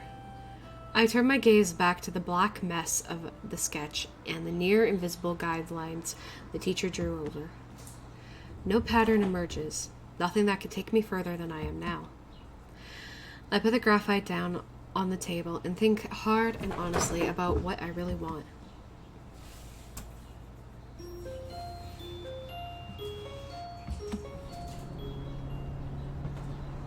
The next day, I take the bus to the city.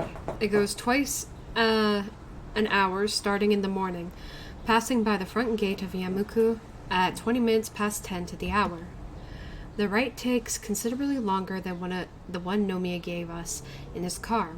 I slowly read the book as the bus makes its rounds through the suburbs, pausing at almost every stop to pick up someone or to let them out. Eventually, we make it to the last stop at the city center. The city is fair-sized, but not too large, and seems too quiet. Nevertheless, I enjoy the atmosphere. Despite being slightly directionally challenged, I find my way from the bus station to the gallery without too much effort, and soon I find myself staring at the big letters saying 22nd Corner.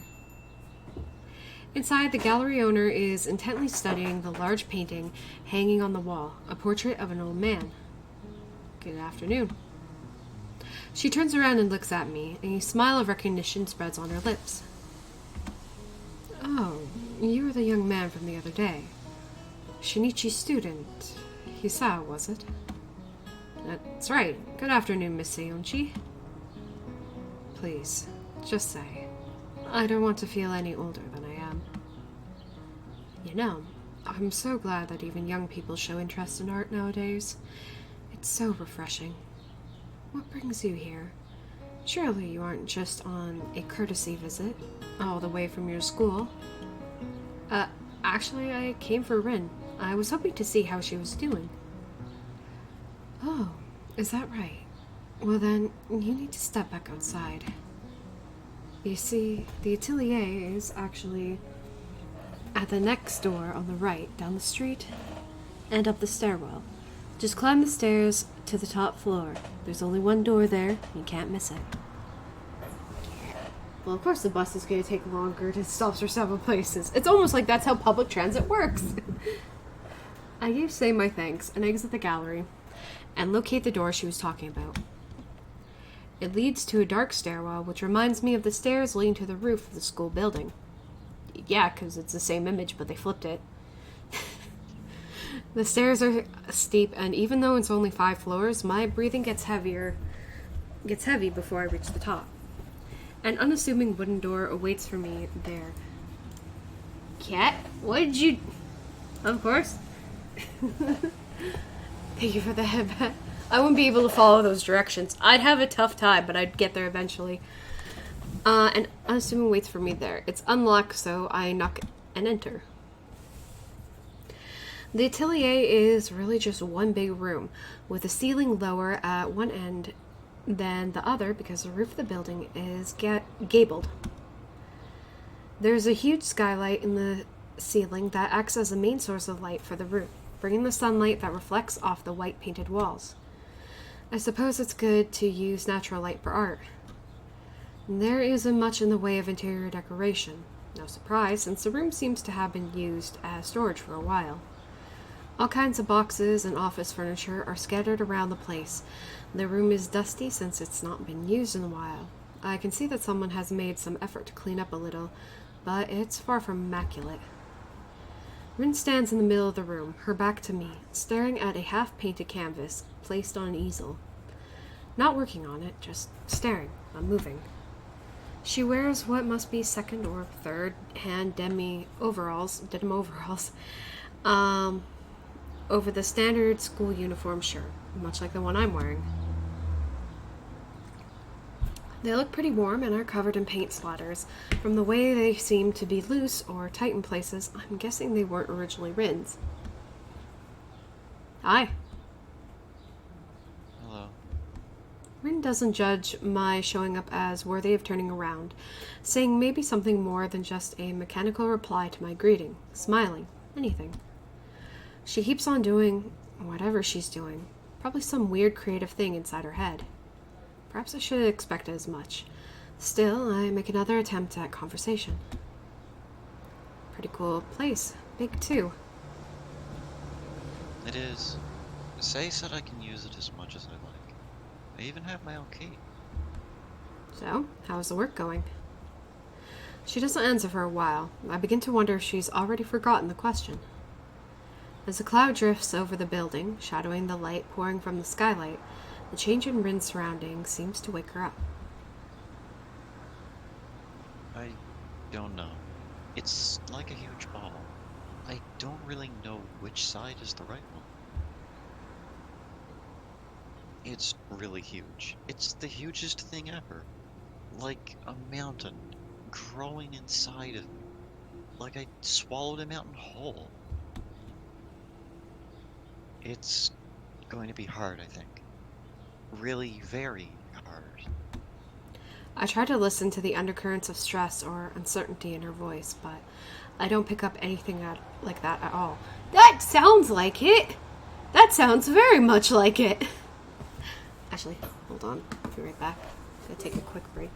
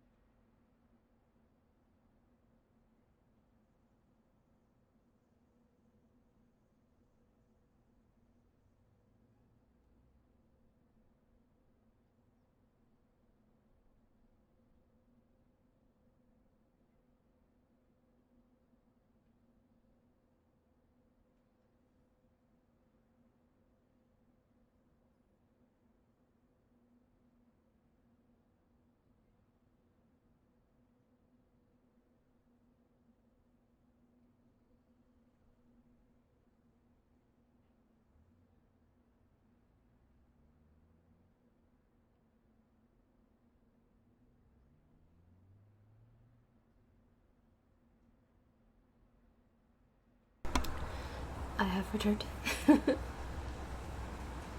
Oh. I guess everybody's taking a quick break. Oh, I'm still here. I at least see that me and Amy had the same idea. Glad they're enjoying it all. Okay, I remember reading that. Why are you here? Sorry, I should have said I was gonna go back to the game. Her tone is not as unkind as the directness of the question would make it seem. Well, you said that I'd be fine if I came to visit, so here I am. I guess it's not for any real reason, but I thought you might like the company or assistance, or maybe some... Isao? Can you be quiet for about 15 minutes? Maybe 10 is enough. 5, definitely not. You can talk afterwards. Her tone is sharp. Ow. I'm back, welcome back. Nothing like I've heard from her before. There is no command, no annoyance, no anger, but her voice pierces me all the same. Alright. With the silence that falls, anxiety creeps back into my heart. I wonder if it was a mistake to come here. Murmurs of traffic filter from outside, and I start to feel more and more uncomfortable. All my thoughts keep finding themselves returning to certain things that have been swirling relentlessly in the back of my mind for some time now. I feel like those thoughts will surface out of the temptatious sea of my mind, whether I want to or not. Desperate to divert my focus, I fixate on Rin's back as my mind races. I don't think I've ever studied anyone's back so intently before. Her neck hidden by copper-colored hair, which is, again, in complete disarray. That relaxed yet rigid posture reminding me that Rin's physical appearance often tends to be as awkward as her various trains of thought. So why is he Sal in the disabled school? He has a heart condition. Arrhythmia. Arrhythmia, yeah. So he needs to take a fuck ton of medication and has to be not constantly monitored, but at least, like, enough to see how his condition is. Yeah. Yeah. And he also can't do, like, strenuous, like, activity, otherwise it'll put too much pressure on his heart, and, you know... He'll have a heart attack. Yeah, that's why he's here. Doesn't look like it, but that's how some disabilities are. That relaxed yet rigid posture reminding me that Rin's physical appearance often tends to be as awkward as her various trains of thought. Those gaunt, delicate shoulder blades visible through the thin white fabric of her shirt.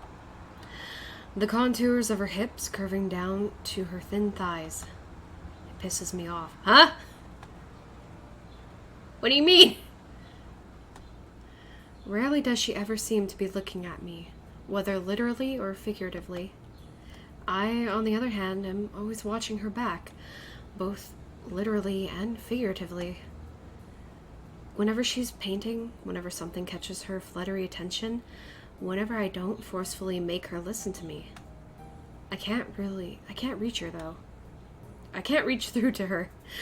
Rin's heart is uncharted territory, dangerous waters, the blank areas on a map. The edge of the world? If I went too close, I wonder if I'd fall off. What do I think of her? Sometimes she's aloof and distant and annoys me. At other times, her passion for the things she thinks worthwhile shines through and inspires me. I know what arrhythmia is. Cat, why? I can't understand her. Still, I like her and consider her my friend. I suppose part of friendship is putting up with the oddest of people you call friends. I have to admit, there's a lot of putting up with Rin. What does she think of me? I have no idea.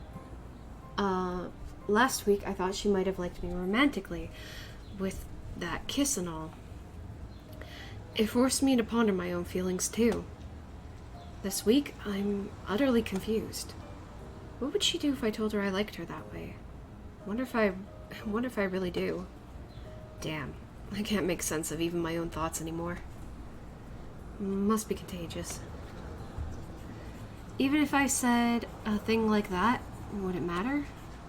Nothing affects Rin. Nothing. I'm done. I find her turned around now, staring straight at me. It unnerves me. I try to remember what we, or rather I, were talking about before she requested a timeout. Oh, right. I just came to... I don't know. You still can't finish your sentences? It's not that.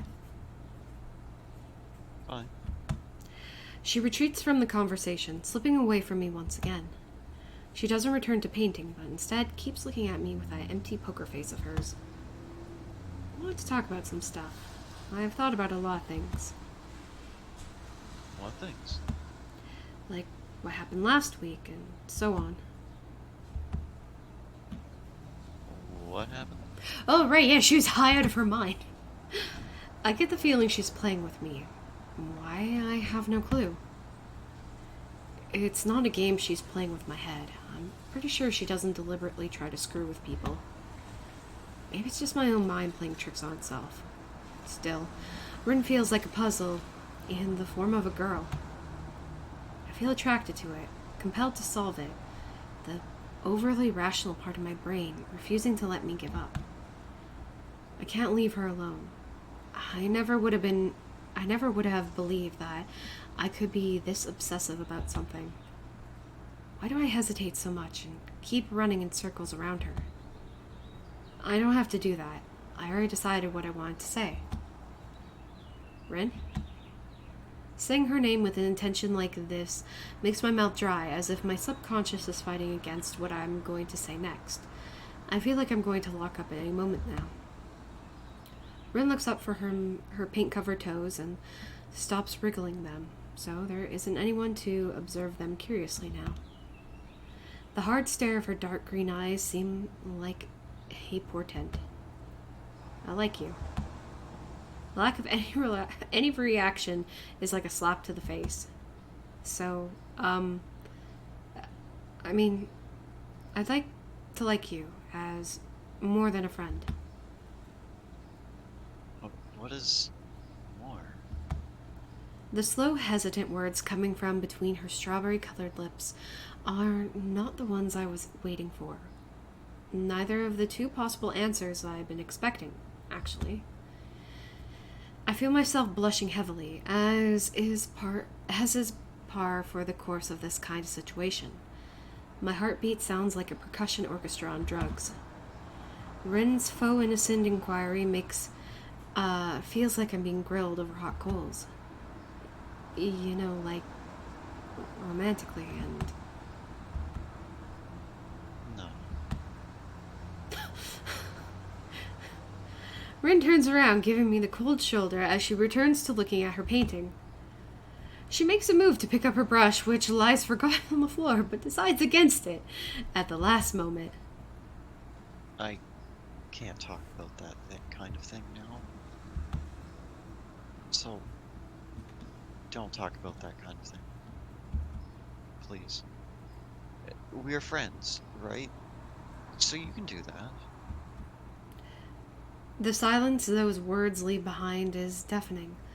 I want to say something, but my mouth refuses to move. There is no way I can retain my dignity. Rin finally picks up the brush without giving an explanation for her behavior. I mean, I kind of get it. She's got an exhibition to work on. It'd be a little bit much right now. Maybe there's something in her voice that gives away some emotions, but I couldn't say what. Her shoulders slump melancholically as her foot works the canvas in front of her. She won't let me see her face, and I know it. Feeling the weight of my heart grow heavier, I stand up to leave, for I can't stay here any longer today. It's like I have opened Pandora's box by stepping over some line that Rin didn't want me to cross, but she had to turn me down. I walk across the squeaky floor to the door leading to the stairwell. Rin's quiet voice stops me in my tracks as I'm about to open the door. So, My hand, still on the brass doorknob, is waiting for me to turn it, or to withdraw. Yeah? will you come tomorrow? Yeah. By the way, when do you normally end stream? I usually fall asleep before you end, so I'm curious. Minimum I do is like 3 hours. 3 to 4 hours, because it can be... Depends on the game, honestly. And depends on how hyper-focused. So I don't have a definitive end. I have a definitive beginning, and the ending is, whenever I feel too tired. After a night of bad sleep, I go through the day mostly on automatic. I put on my uniform mechanically, do my schoolwork mechanically, eat lunch mechanically, reply to the teachers mechanically, and thus, when the final bell rings, I still feel as if I had just woken up. My mind feels blank and overcrowded at the same time. And I can't even begin to unravel the tangle of feelings I've gotten myself into. That's fair. Yeah. Robot. No sleep. I spend the bus trip downtown staring out the window, thinking about these things.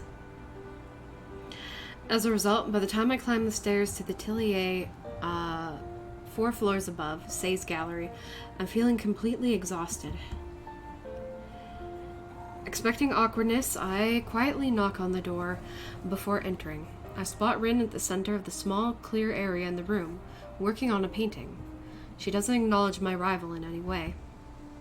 Hey, I came as promised. Rin snaps her head to my direction immediately.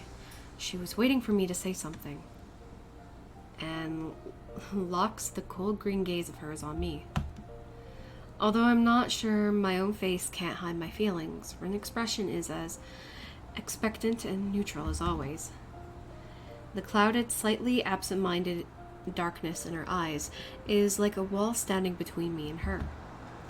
It is the first awkward silence between us that is truly awkward. Yesterday, both of us said something we couldn't take back, and there's no way it can be undone. I want to say something, but Rin forbade me from doing so. I can't even begin to guess what she's thinking, but I'm feeling the pressures of her lightless eyes on me, compelling me to break the silence without saying the thing I wanted to say most. To my horror, I find that I can't find any way to start a conversation. It's as if I've completely lost the ability to speak with her. Just keep working if you're in the middle of something. I'll just sit down here. Rin nods wordlessly at me and picks up the brush from the floor with the toes of her right foot. I sink into a worn-out sofa, picking up a book from my bag and opening it to where I stopped last night. I can't really concentrate on it, but it's better than doing nothing. I used to stay up till like 3 a.m. until I got a job. I'm a beta tester for whatever reason. Whatever reason I'm doing for, work takes more energy than essentially doing the same thing for fun. Yeah, I could see that. Sleep your 8 hours, kids. Well, yeah, because you gotta, as a beta tester, you gotta go through, like, all the individual, like, aspects of a game and be like, okay, here's where this needs to be fixed. There's where this is needing to be fixed. You can't just play absent-mindedly. Also, how did you get a job as a beta tester? Kind of curious. Sometimes people just ask for volunteers. I mean, that's how I ended up being dragged on for Blue Skies. Yeah, but paid. Paid? Well, I mean, usually if they're doing like an actual monetizable game or whatever, they'll pay you. Yeah. I mean, Blue Skies was obviously a free mod, so they weren't gonna pay the beta testers, but if you are going to make an actual published title, then typically it's expected that you'd be paying for that, so kind of thing. Yeah. I suppose. Unless you're doing it on Kickstarter, of which case you can legitimately make the people who paid into it get a tier to be a beta tester. Not the best to rely on that, of course. No, I wasn't thinking that because I just thought it would be fun. Or at least interesting. The two of us are so close to each other. Together in the same room even. And yet, we're both off doing our own things as... Fuck. As if we were miles apart. Miles apart. Why'd I come here? I have a kitty sleeping on my arm, so I can be excused, right? I went through a state service that helps people with disabilities get jobs, and they were able to get me this job. Oh, okay. Hell yeah. That's pretty good. Because she asked me to do so yesterday, of course. However, it looks like there's absolutely no need for me to actually be here. It makes me feel awkward at first, but I recall the previous silences I've quietly passed with Rin. I settle down and try to tune into the same comfortable mood I was in back then. Time stretches then, slows down. The pages on my book rustle each time I turn them. After maybe half an hour, or 1 hour at most, Rin breaks the silence to my completed surprise. Iso, Yeah? are you my friend?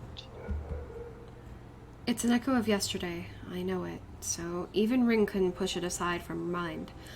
Caught off guard, I answer honestly. I don't... Yeah, of course I am. Don't worry about stuff like that, come on. Okay. She doesn't say anything further. I feel happy somehow. Being a beta tester helps me appreciate how bug-free a lot of games can be. Yeah. Now go into a AAA game and just be like, oh, this was a trash fire. And it's still a trash fire. Several chapters later, I mark my spot and close my book and put it away in my bag. Getting up from the sofa, I see that Rin's made considerable progress on her painting. I take a look at it for a bit. It's still not quite finished, I suppose. It looks great. It's bad luck to comment on unfinished paintings. After that, I quietly leave the studio and catch the bus taking me back to the school.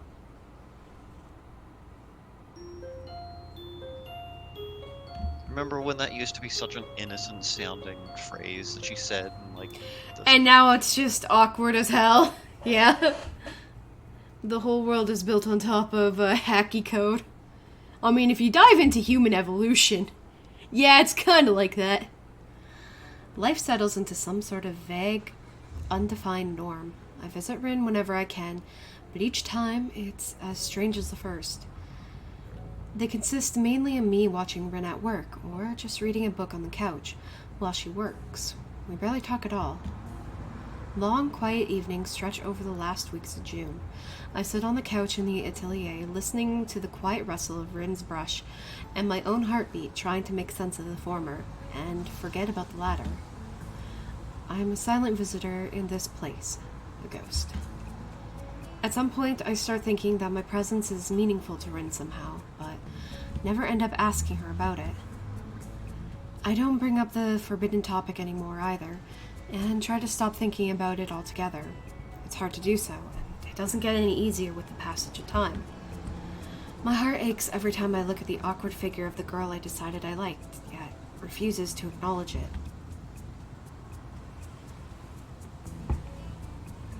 I still can't seem to find the right words to talk to her about anything at all, but I find quiet solace in observing her from nearby. The distance between us doesn't feel that huge when I can be close to her, even if it's like this.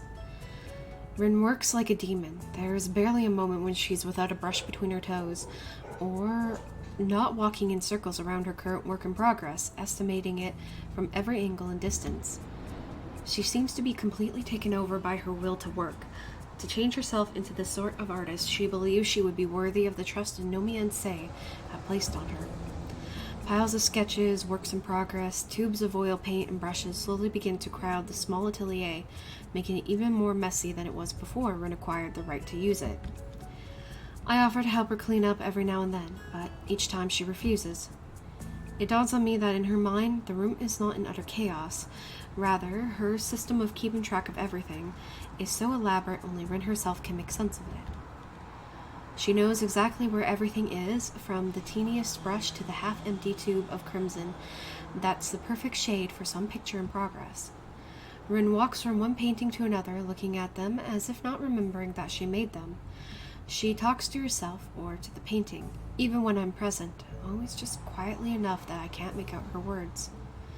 Every day, Rin pours herself onto the canvas for hours on end, squeezing every bit of her ability and even her soul to make good on that promise she made to me, or herself. Black marks appear beneath her eyes, sure signs she's been skipping sleep in favor of painting. I'm somewhat surprised to see her at school a few times. I never go to say hello, though, as I somehow feel it would break the silent magic of the evenings we share at the atelier. Sometimes Sei comes by when I'm there. She gives me a certain look of when she shows up. I think she doesn't like that I'm always hanging out with Rin up here, but she never says a word about it. She isn't quite as full of praise for Rin's work as Nomiya, but it's visibly impressed nonetheless. However, when she turns her eyes from the wonderful works of art and looks upon the little red-headed girl that made them, a sudden deep sadness floats onto the surface of her expression. I can't explain it, and she never talks about it.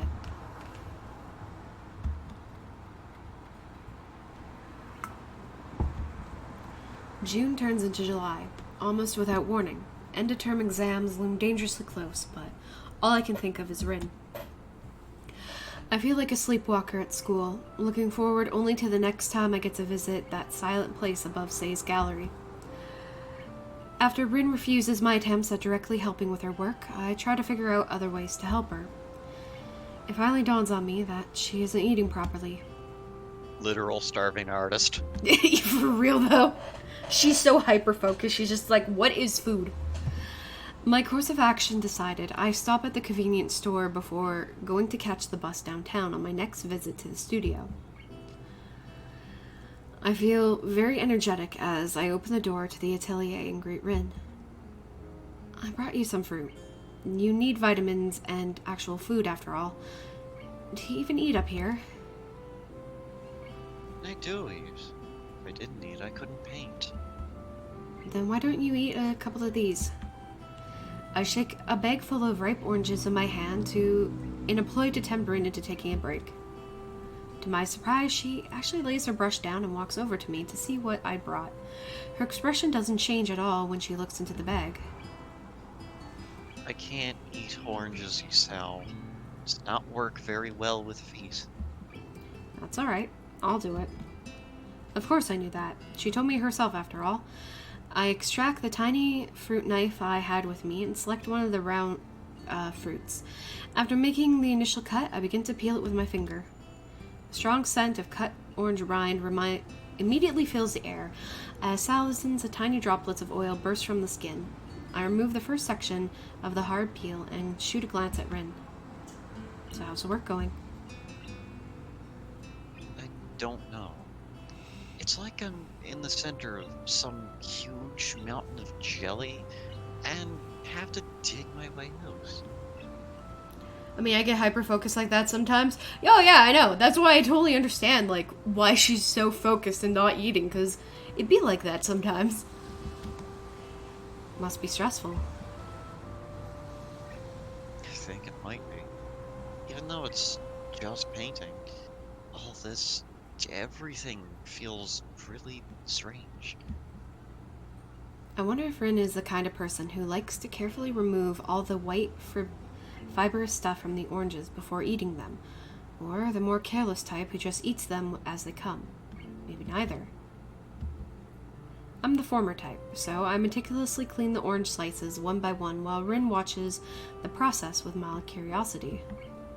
I realize I don't have the faintest idea about her likes or dislikes, or any of the other details that make up the concept of a person for those around them.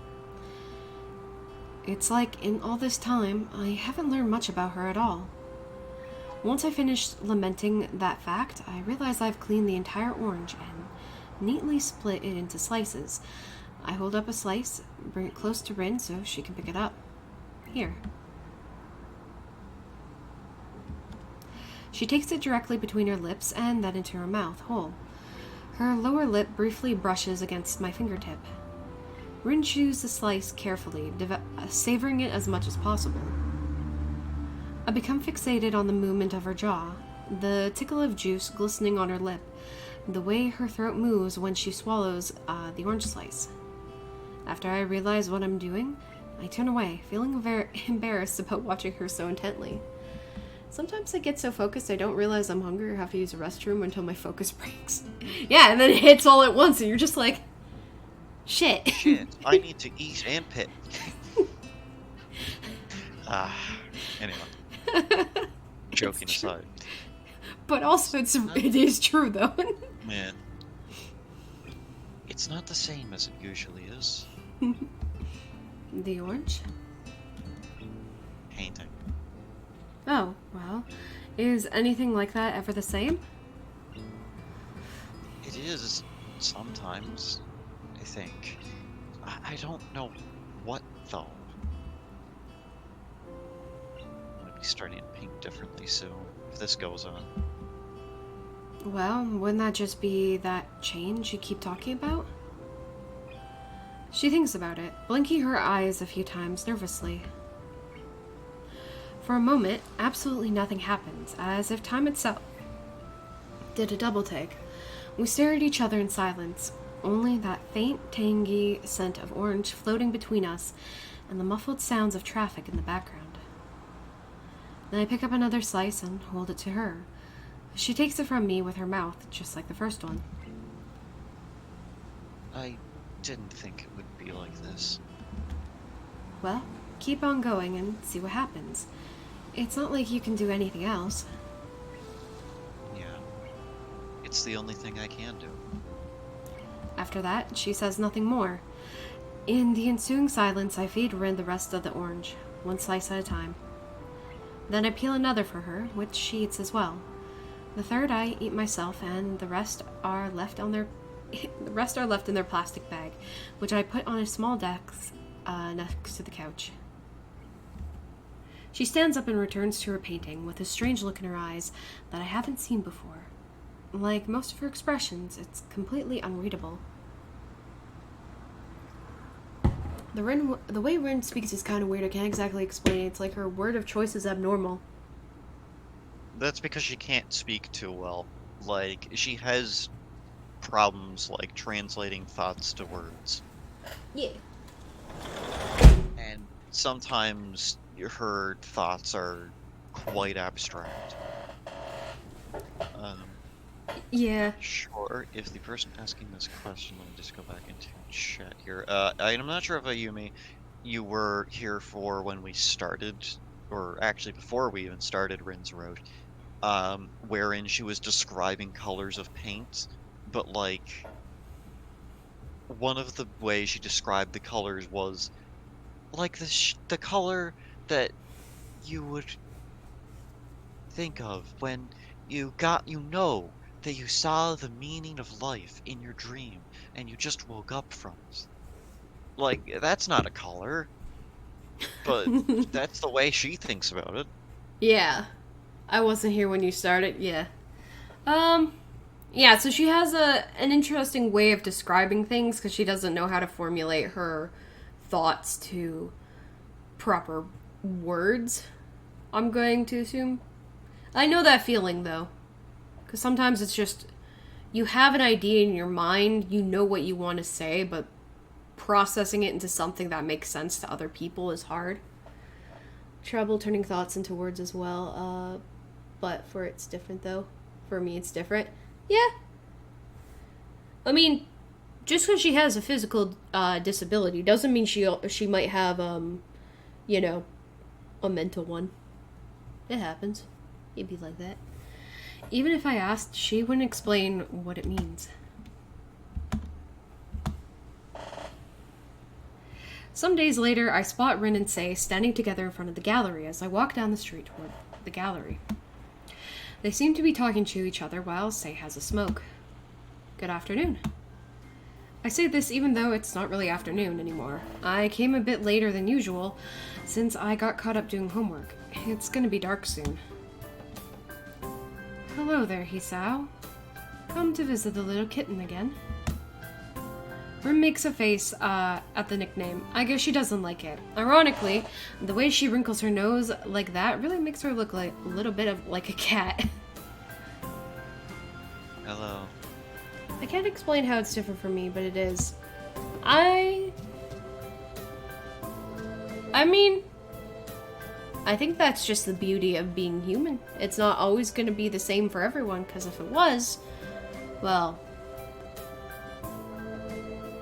I don't know. Guess it'd be boring? Oh. Say turns back to Rin to continue the conversation they were having.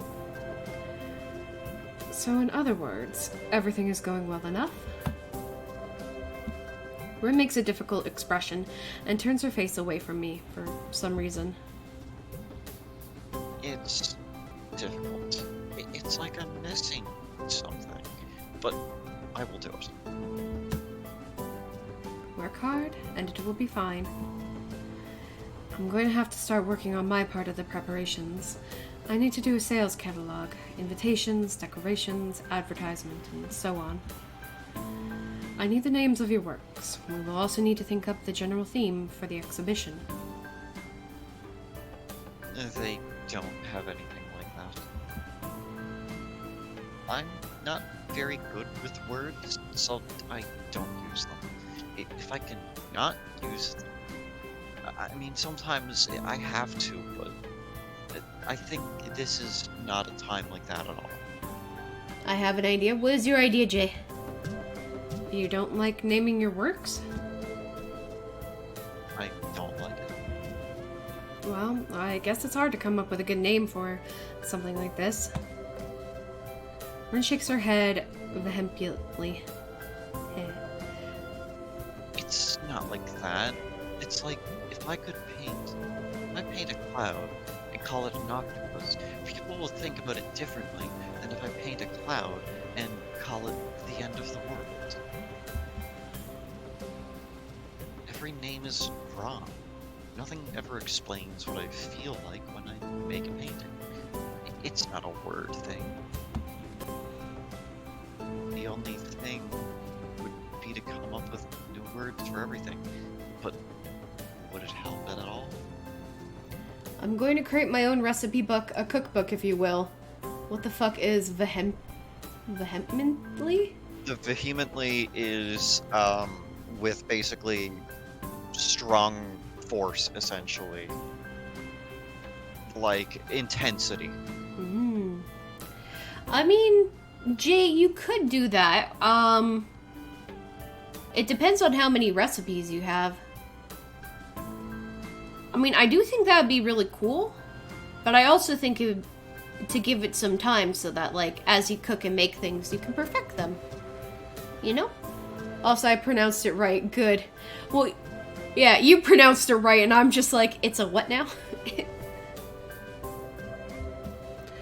No, I don't think so. Then the painting wouldn't go just unnamed number 1 and so on. It's a bit inconvenient, but... That's not good. Unnamed just means you didn't come up with a good name. And unnamed is a name. Like that Greek guy with the sheep and all. I'm going to separate the recipe by cuisines that I find, and what I find is comfort foods. Well, I'm not publishing it, I'm going to build upon it. Ah, okay, that makes sense. Have it, like, at the start of your recipes, at the start of your culinary career, things you've liked, which could change over time. Yeah, I could see that. That's not a bad idea, honestly. It's a nice little fun side thing to work towards. You know the goal, but it doesn't need to be done today, you know? Say thinks about this for a while, furrowing her brow, and she keeps looking at Rin's serious face. So you're saying your artwork should be completely without labels? I think that's what I'm saying. I've got about 5 good recipes I could put into into as of right now. Ah. I could see that. Say let's a dry laugh. The kind old ladies who smoke too much always seem to end up with.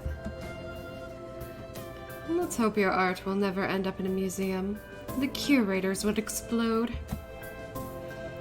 She takes a contemplative puff of her cigarette, which has worn down not much more than the butt. Then she drops it into an ashtray.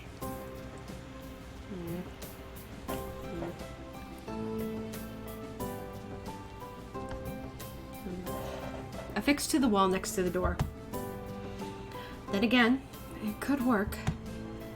What do you mean? The namelessness, the rejection of labels. It works. It's good for unifying. It's a good unifying theme, and something people can grasp onto easily. Allows for a lot of room for interpretation. It gives a good impression. Think about it. All sorts of associations can be made starting from identity and self-definition, all the way to whatever you want to think about it. We could call your exhibition Nameless, and build it on that theme. How does that sound? Rin thinks about it for a while. I'm not sure how Sei managed to get so fired up by Rin's reluctance to apply names to her work. It feels like she might be extrapolating too much, but it's a pretty impressive sounding idea. I think that fits Rin to a T, though.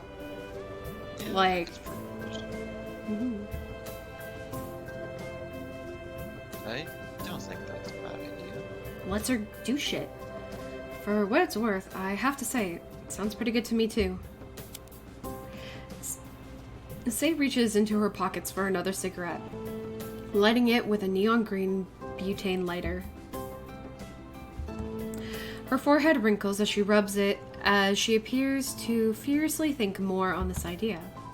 She doesn't say a word for a little bit, but every now and then she takes a sharp drag from the cigarettes. And I think I'm going to do it on docs that include pictures of what I've made of them. You could do the same with Google, but yeah, I can see why Word is easy. I can usually pronounce stuff right on first try, even if I doubt myself. It helps me read faster and create wordplay. Oh, hell yeah, docs. Anyway, I'm gonna throw myself at this pillow and go to slumber. Alright, see you, Jay. Have a good night. I mean, have you heard the Nameless songs? I have not.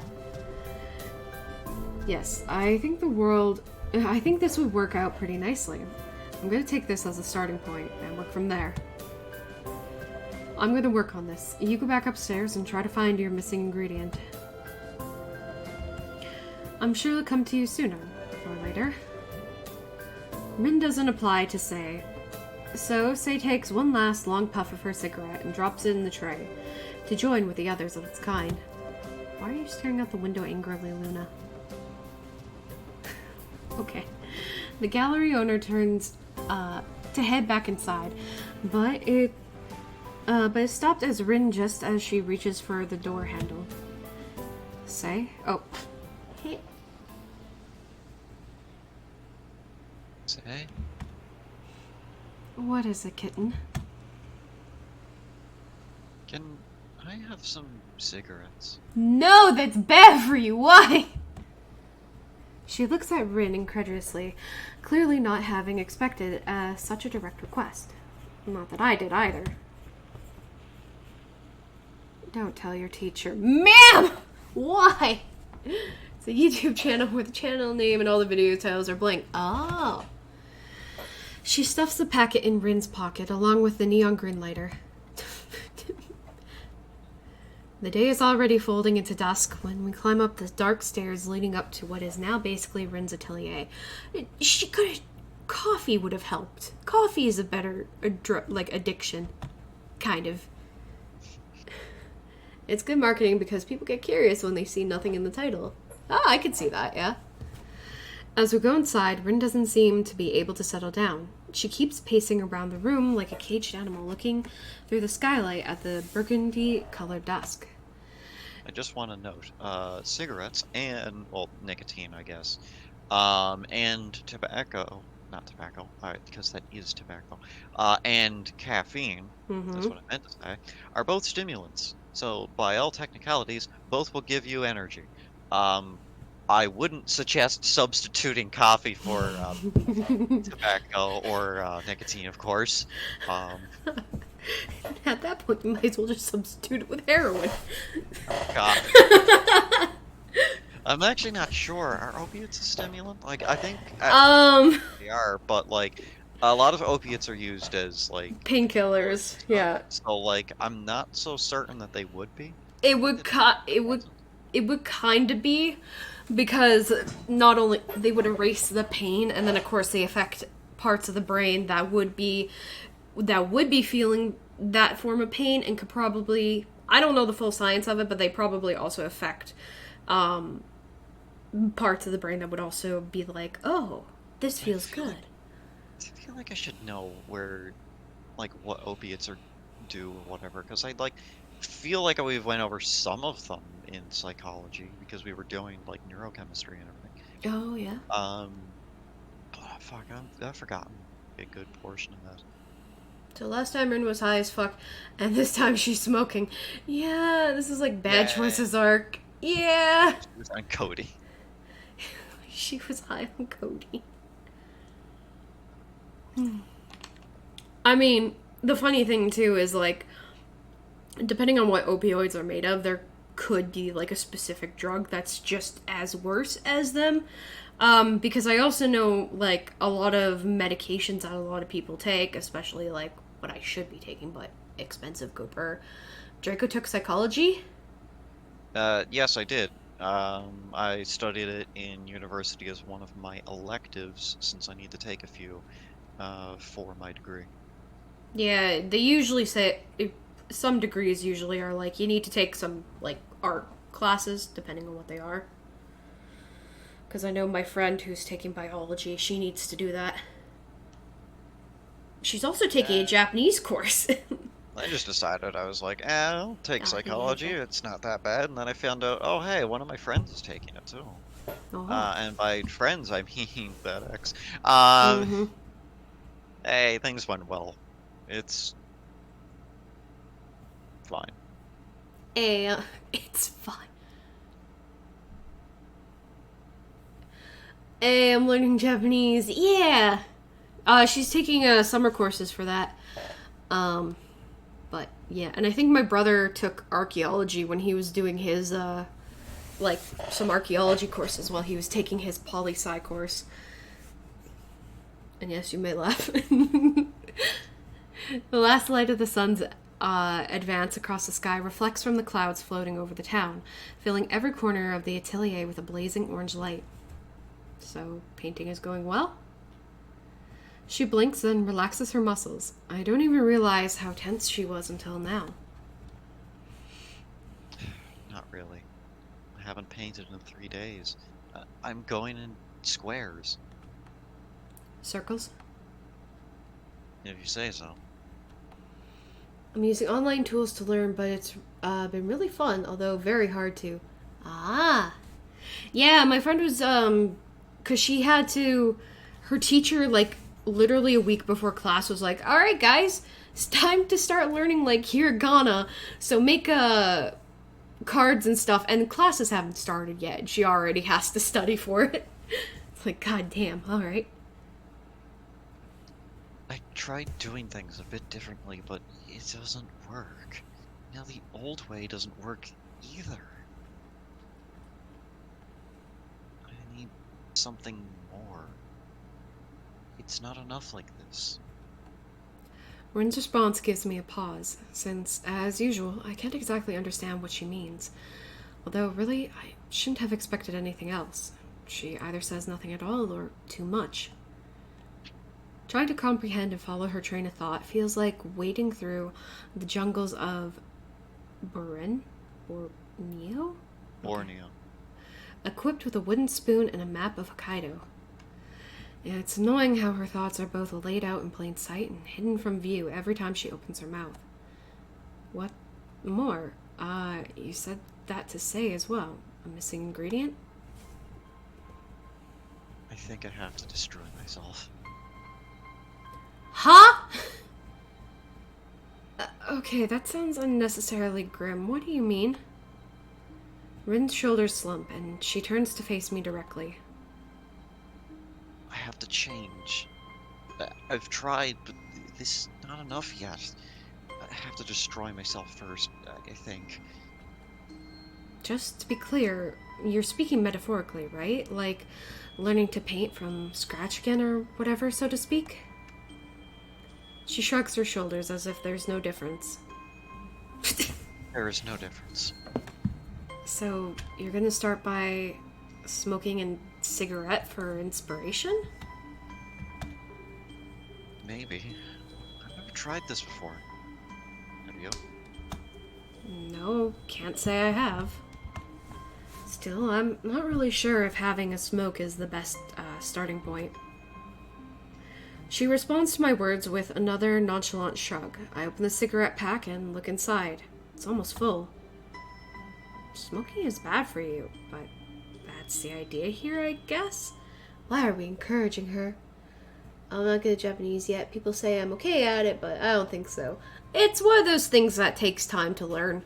And if you know people who also speak Japanese, like friends or family or whoever that you can talk to like that, it makes it easier. So don't worry. You're beginning, so it's fine. Yes. I need to do something. I want to paint. I need something more.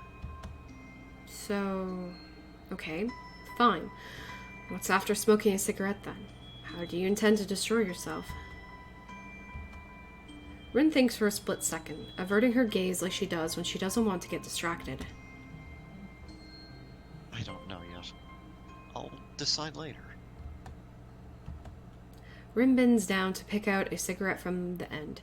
She raises her head with one between her lips and turns to me, eyebrows curved into two arches, challenging me to respond.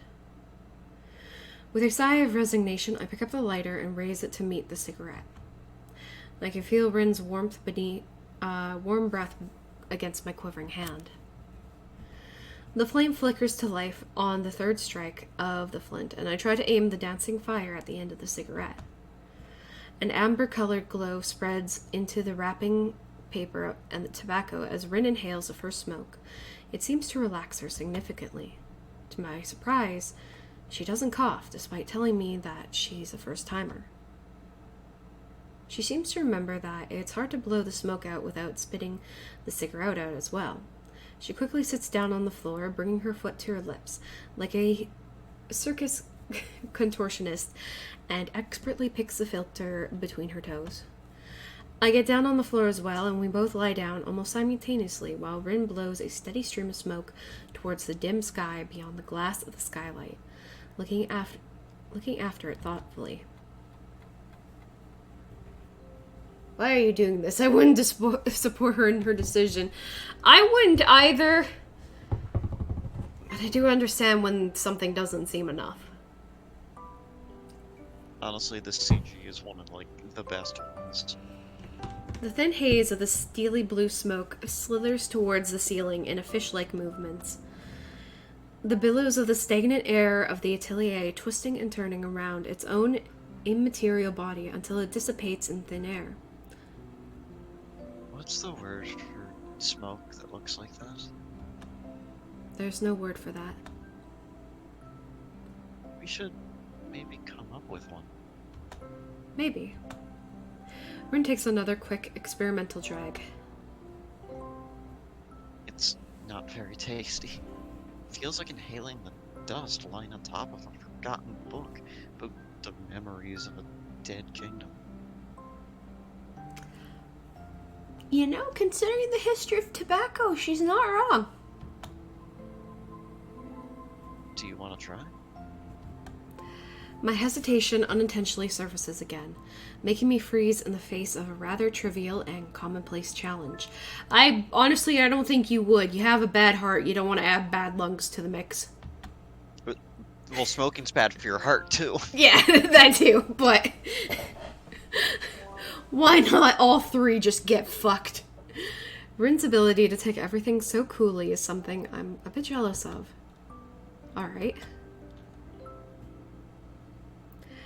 Taking it from her, I have a drag on it, fighting against the sudden choking feeling in my lungs as they fill with smoke. To my embarrassment, I fail, wheezing and hacking my lungs out. I feel flustered, but maybe I haven't lost too much face in Rin's eyes. It's just bonk. It's less unpleasant on the second try, but I still pass the cigarette back to Rin. We're like a pair of budding delinquents in middle school, sneaking their first smoke out of sight of their teachers and parents. Well, I suppose it's not like that. That's exactly what we are. After a while, the cigarette has shrunk most of the way down to the filter.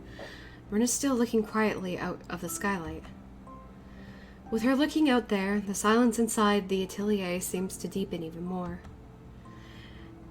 Are the cogs of creativity turning behind those eyes right now? I mean, she was enjoying the look of smoke. Don't do drugs, kids. Do another one.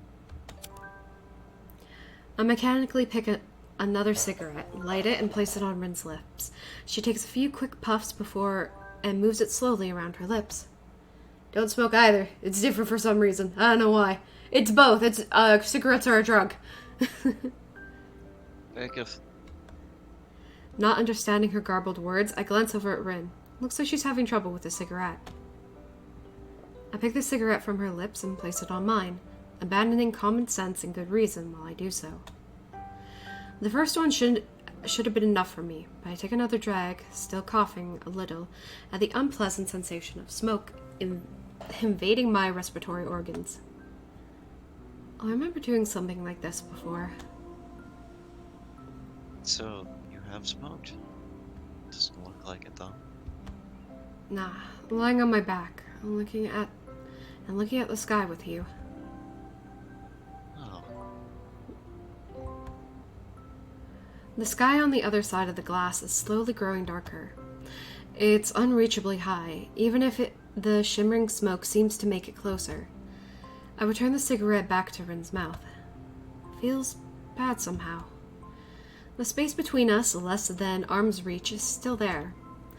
It's the distance between us, the immeasurable wide chasm of thoughts and feelings that separates us with graver certainty than even light years of physical distance could.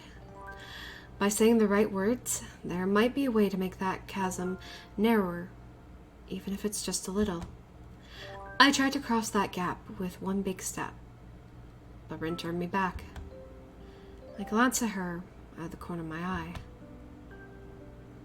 Bonk. Rin is staring upward through the smoke-filled ceiling and the skylight at the darkening sky above us. It's almost like she is sleeping, even though I know she isn't. Her eyes are open, as is her mouth. I take the cigarette from Rin before it falls onto her cheek. She doesn't react to my touch in any way. So, this is where we are now. I wonder if we can even be closer than this. I take a drag of the cigarette and blow a thin stream of smoke upwards.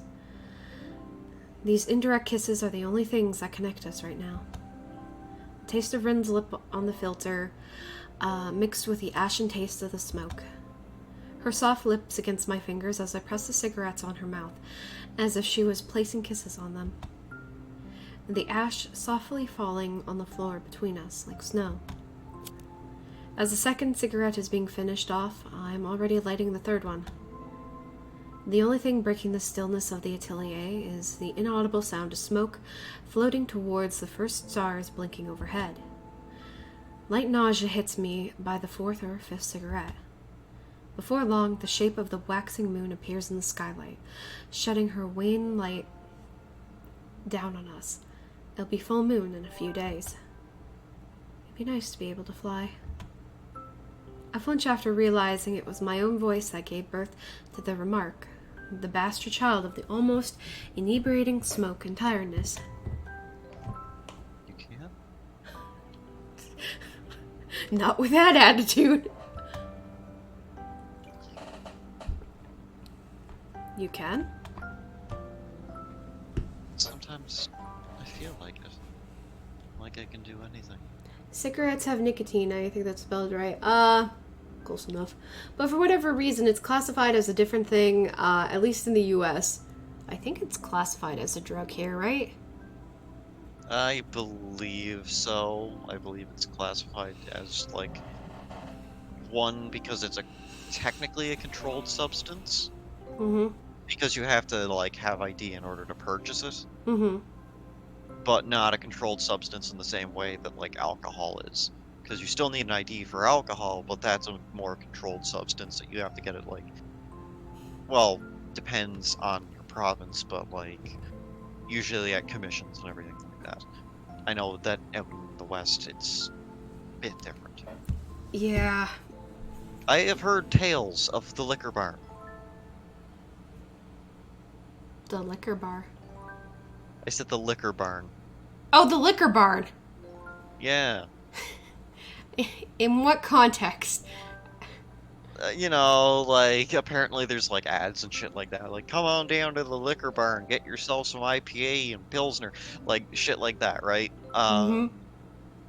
And, like, apparently that's, like, its own store and everything. But, like, here we've just got the liquor commission.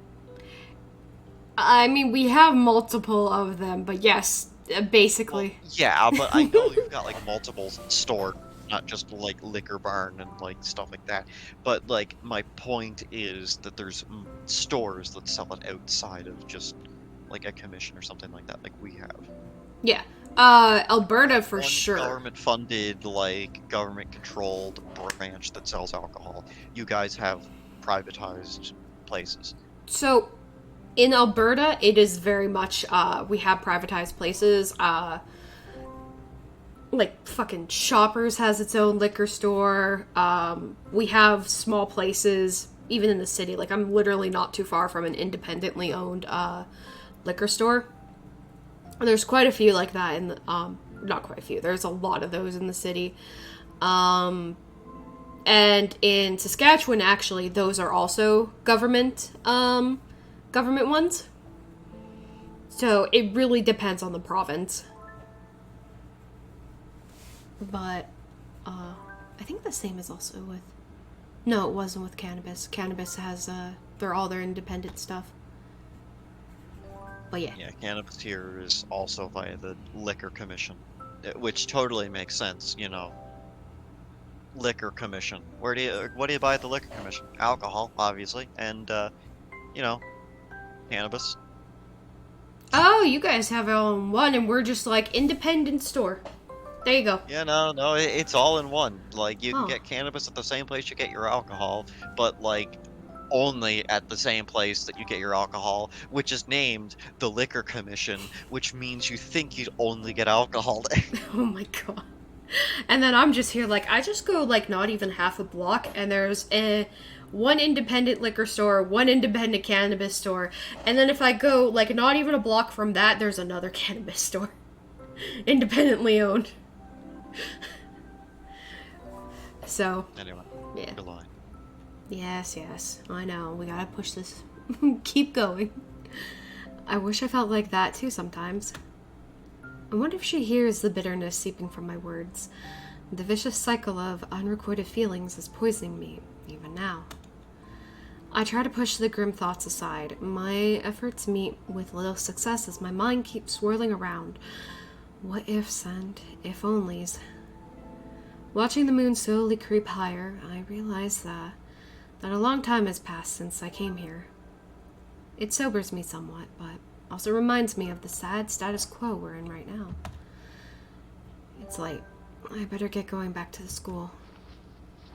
I stand up and leave, but Rin doesn't show any sign of rising up from the floor. She lies inanimate as though all life has been sapped from her. Little wisps of smoke float about her, memories of the cigarettes we shared. I grasp her by her short and thin arm and try to pull her up. To my surprise, she compels and stands up with some help from me. I notice how little Rin weighs, as if she were made of feathers. Are you going to stay here overnight? I have to. I haven't painted much in 3 days. I have to find out how I can start painting. Maybe the smoke helps. I live on the edge of Missouri by Kansas, so people go here to buy weed because it's not legal in Kansas.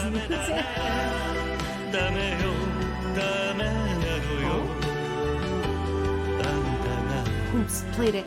Blood, hello, how's it going? How are you?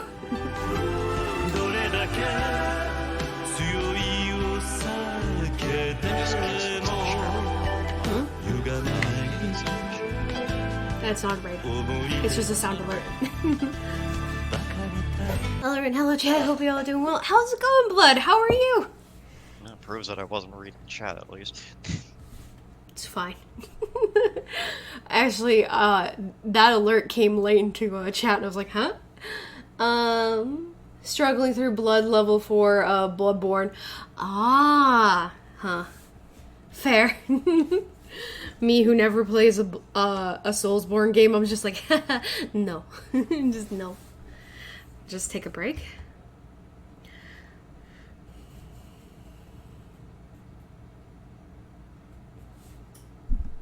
It's no good. I have to do it. If I can't paint anymore, I will be destroyed for real. She'll be Thanos snapped. Maybe you're just burnt out. You've been working pretty hard. That would be bad. I wonder if this is it for me. I wanted to see how far I can go. Maybe this is it. The end. Okay, so yeah, you absolutely are burnt out, and maybe you do need a break, and it's okay. Some of us burn out very easily. Though I'm at late game, so progressing. I'm not sure what happens if they get caught with the weed, because they technically bought it legally, but then came here in large numbers, so I assume the punishment isn't too severe. That's if they get caught. Other than that... Not illegal if you don't get caught. Exactly. You just have artist block. It's not a big deal. What's the word for when you... That's the word for when you can't paint, right? I've had that before. Never like this, though. I pick up a brush, then I want to put it down right away. It's not a crime if no one reports it. Exactly. That's the one. Then I do. 3 days. It's like I've forgotten how to paint. I didn't think that was possible. Like, more impossible than Hemi growing wings and a tail. You need a break. I mean, I get that you're trying to go deeper inside yourself for your paintings, but it's really not healthy to stay inside your own head for so long. But it's better than reality, Hisao. There's a joke I can make there. Yeah? Yeah? You want to say it? But why wouldn't you want to go deeper inside reality?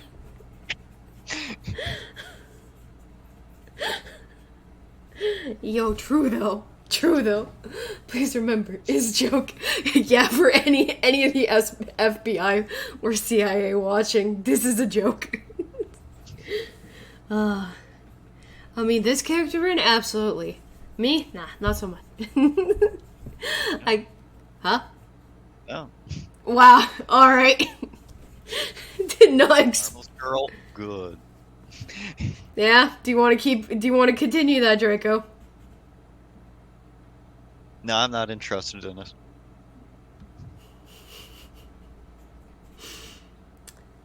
That's fair. I mean, I'm only as worth as copper, so it's not really much value to you anyway. So today's lesson is smoking is okay if you have an artist block. It's not a crime if you don't get caught, bro. Thanks for the awesome life lessons, Ren.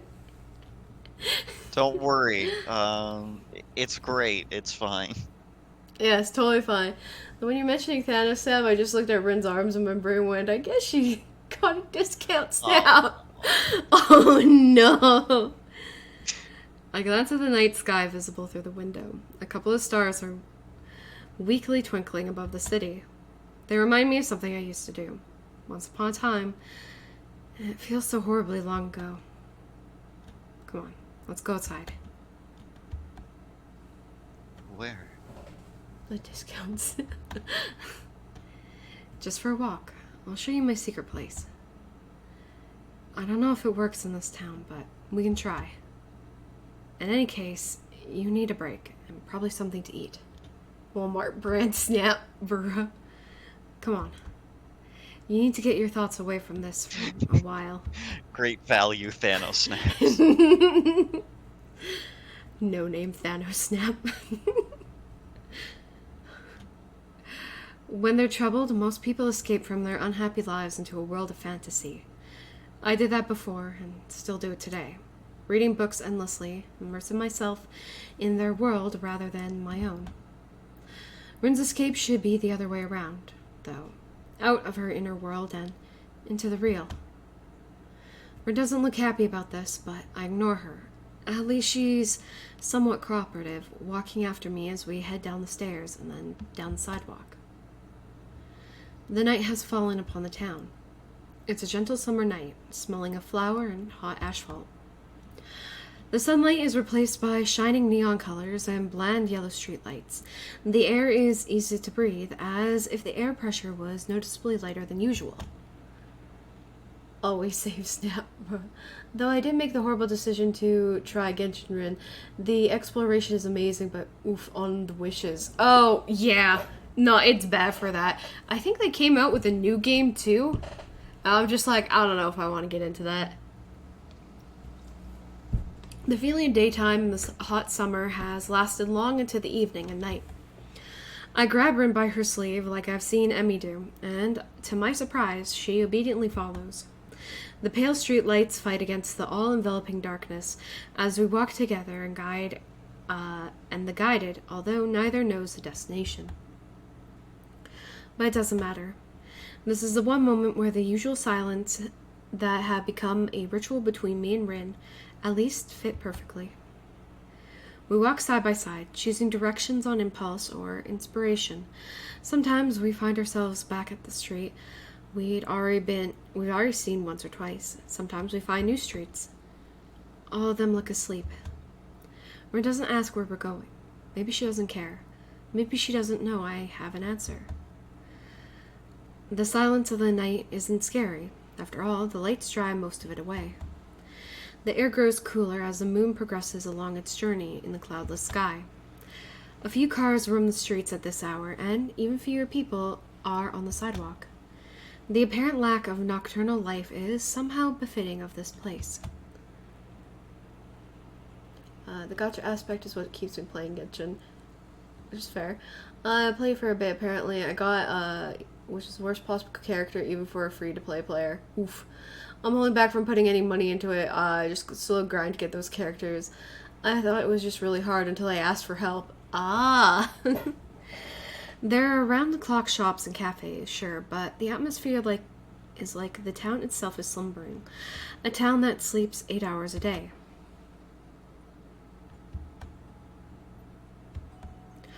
The city I grew up in, bathed in the electric glow of a million light bulbs, never slept. I have seen it for myself. It's not the first time I've done this. It happened one of the first times I was home alone. Both of my parents had business trips that neither could cancel, so they deemed me old enough to survive 2 days on my own.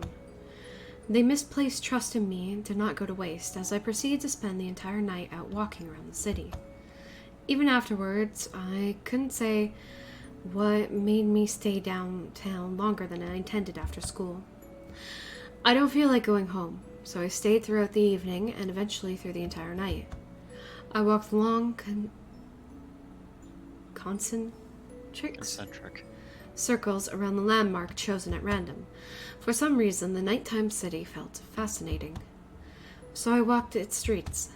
At every intersection, it was possible to choose your direction at random because they all led to nowhere. The aimless wandering made me see things differently. I hope it'll do the same for Rin. We stop to buy some hot coffee and snacks from a vending machine, and then locate a bench where we sit down to eat.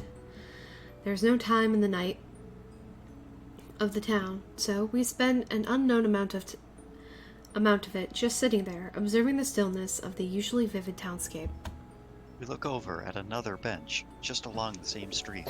There's a weird-looking white-haired girl sleeping on it. God damn it. Of course you would. Hey Zom, how's it going? He's just got home. Hell yeah. Apparently I never got a character capable of doing DPS, of being a DPS character, except Geo Traveler. So it was really hard for me to beat the simplest of enemies because I could barely deal damage. Oof. Ooh. Still, it's getting very late, and soon it'll be getting very early. So, is this it? Hearing Zern's voice surprised me. She doesn't sound bored, rather, her tone is inquisitive, uncertain as to why I dragged her out here, yet curious to find out the answer. Yeah. Have you ever been out all night?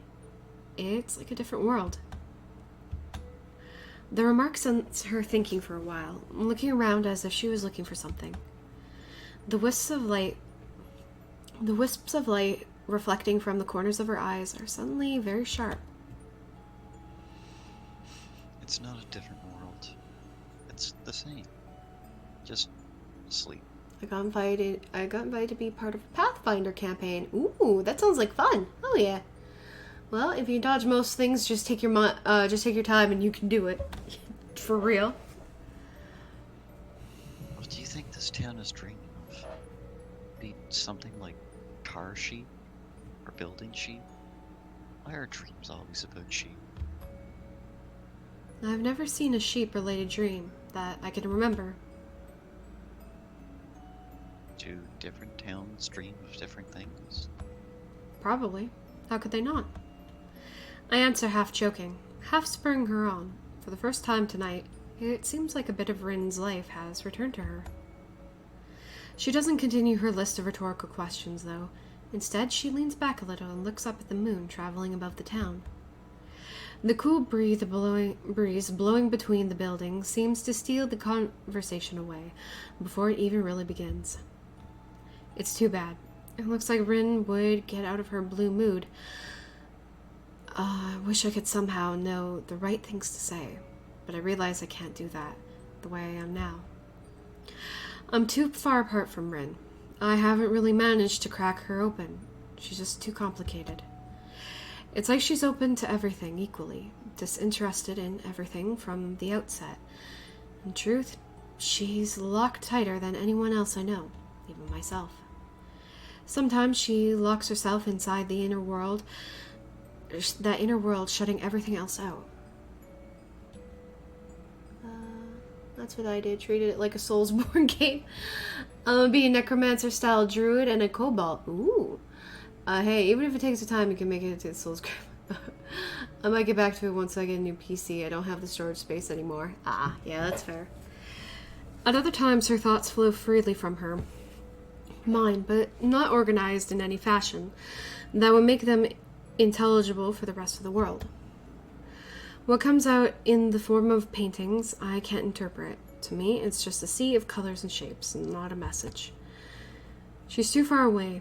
I now know it was a bad idea to try and reach for her in the way that I did, but I can't help liking her. I look at the fingers on my right hand, trying to remember what Rin's lips felt like against them. Do you ever feel like you're trying to reach out for something that's impossible to reach?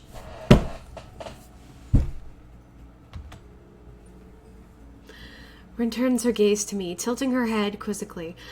I wonder if she understands the meaning of my own rhetorical question or not. Either way, I like how I can manage to catch her attention just by speaking loud nowadays. All the time. If I do play, I'm making a new account so I can restart the hopefully get better rolls. Fair. With icy hot ball. At least, I think so. That's what painting feels like a lot of the time. Or all of the time. I don't know. Sometimes I get the feeling that I can really paint what I want. Sometimes it feels like it's just another shadow of me. Like a mirror that doesn't work right. Like talking.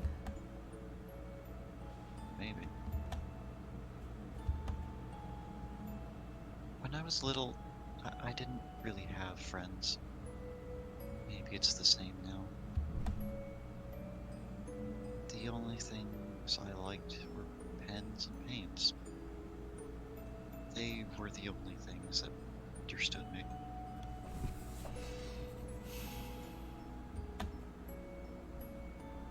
Now, it feels like that is going away too. Change really is a scary thing. I wish I could understand you. She looks at me melancholically, roused by my thoughts materializing as words spoken aloud. Me too. Whether she meant she wished for me to understand her to understand me, or her to understand herself, I never asked, nor do I find out. I see her eyes searching for mine, serious and cryptic as they are. I'm not getting any explanation from there. Don't worry about it. I will. Small hints of a smile are wavering on her lips. When she's like this, it makes me feel that maybe there's hope for us. We get along so well for being so different.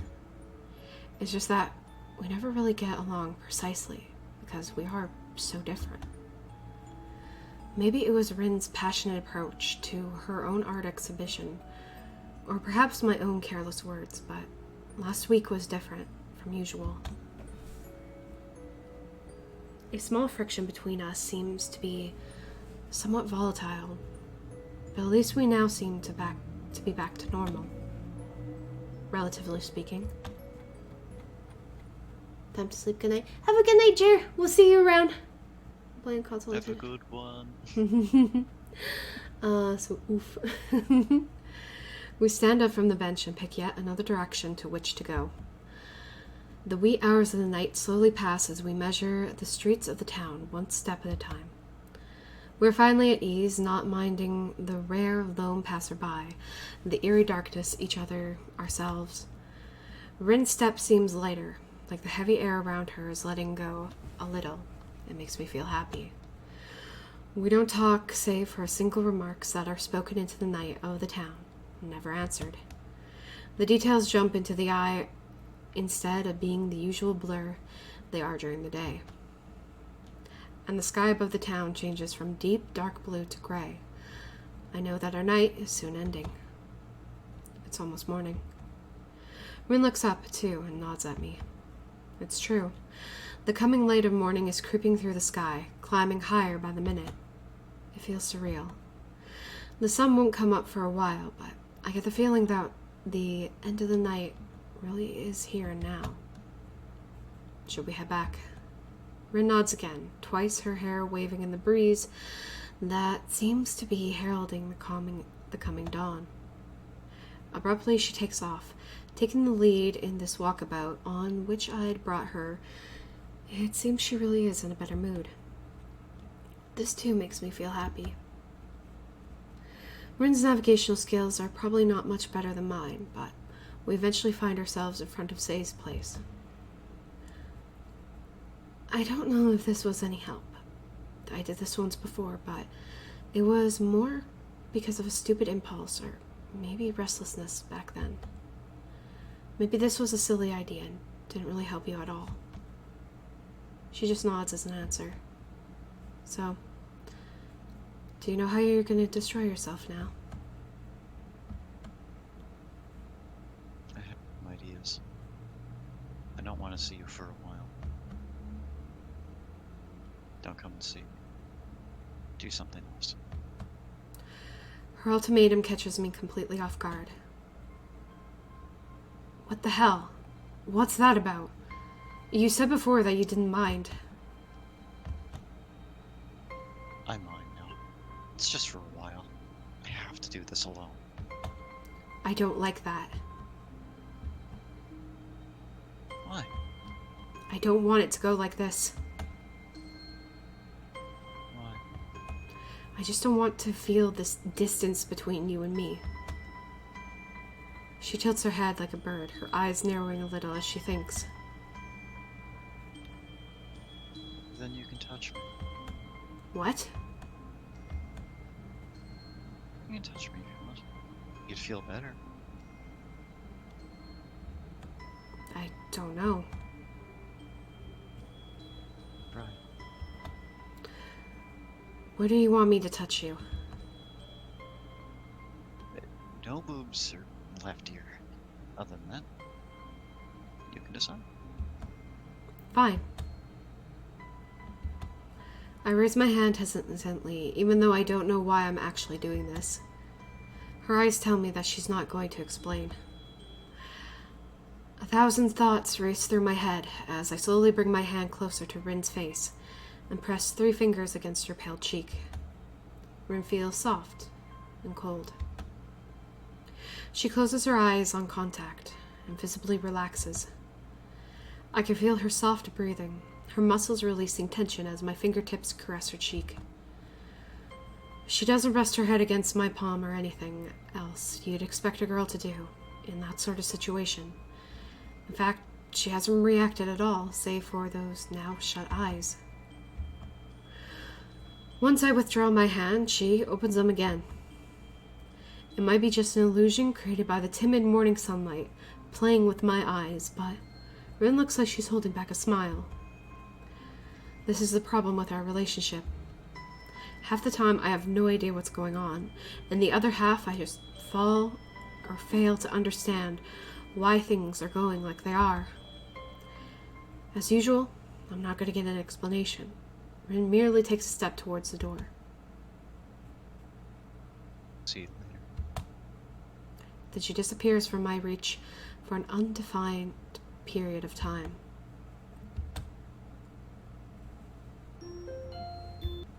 No. I hold true to my promise of honoring Rin's request, even if it's against my own will. I try to redirect my focus onto my studies, but end up zoning out during classes and doing only the minimum amount of work required.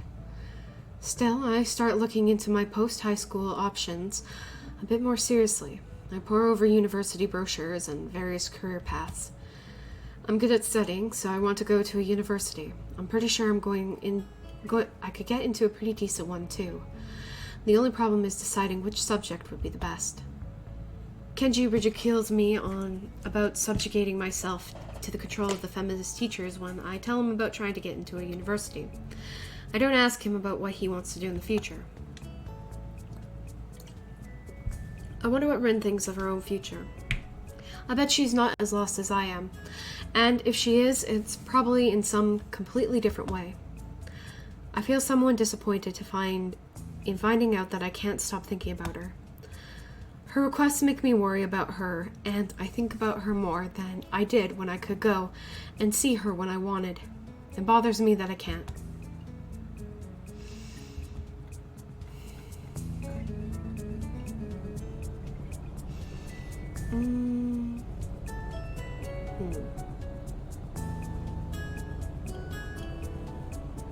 Really holding up that promise.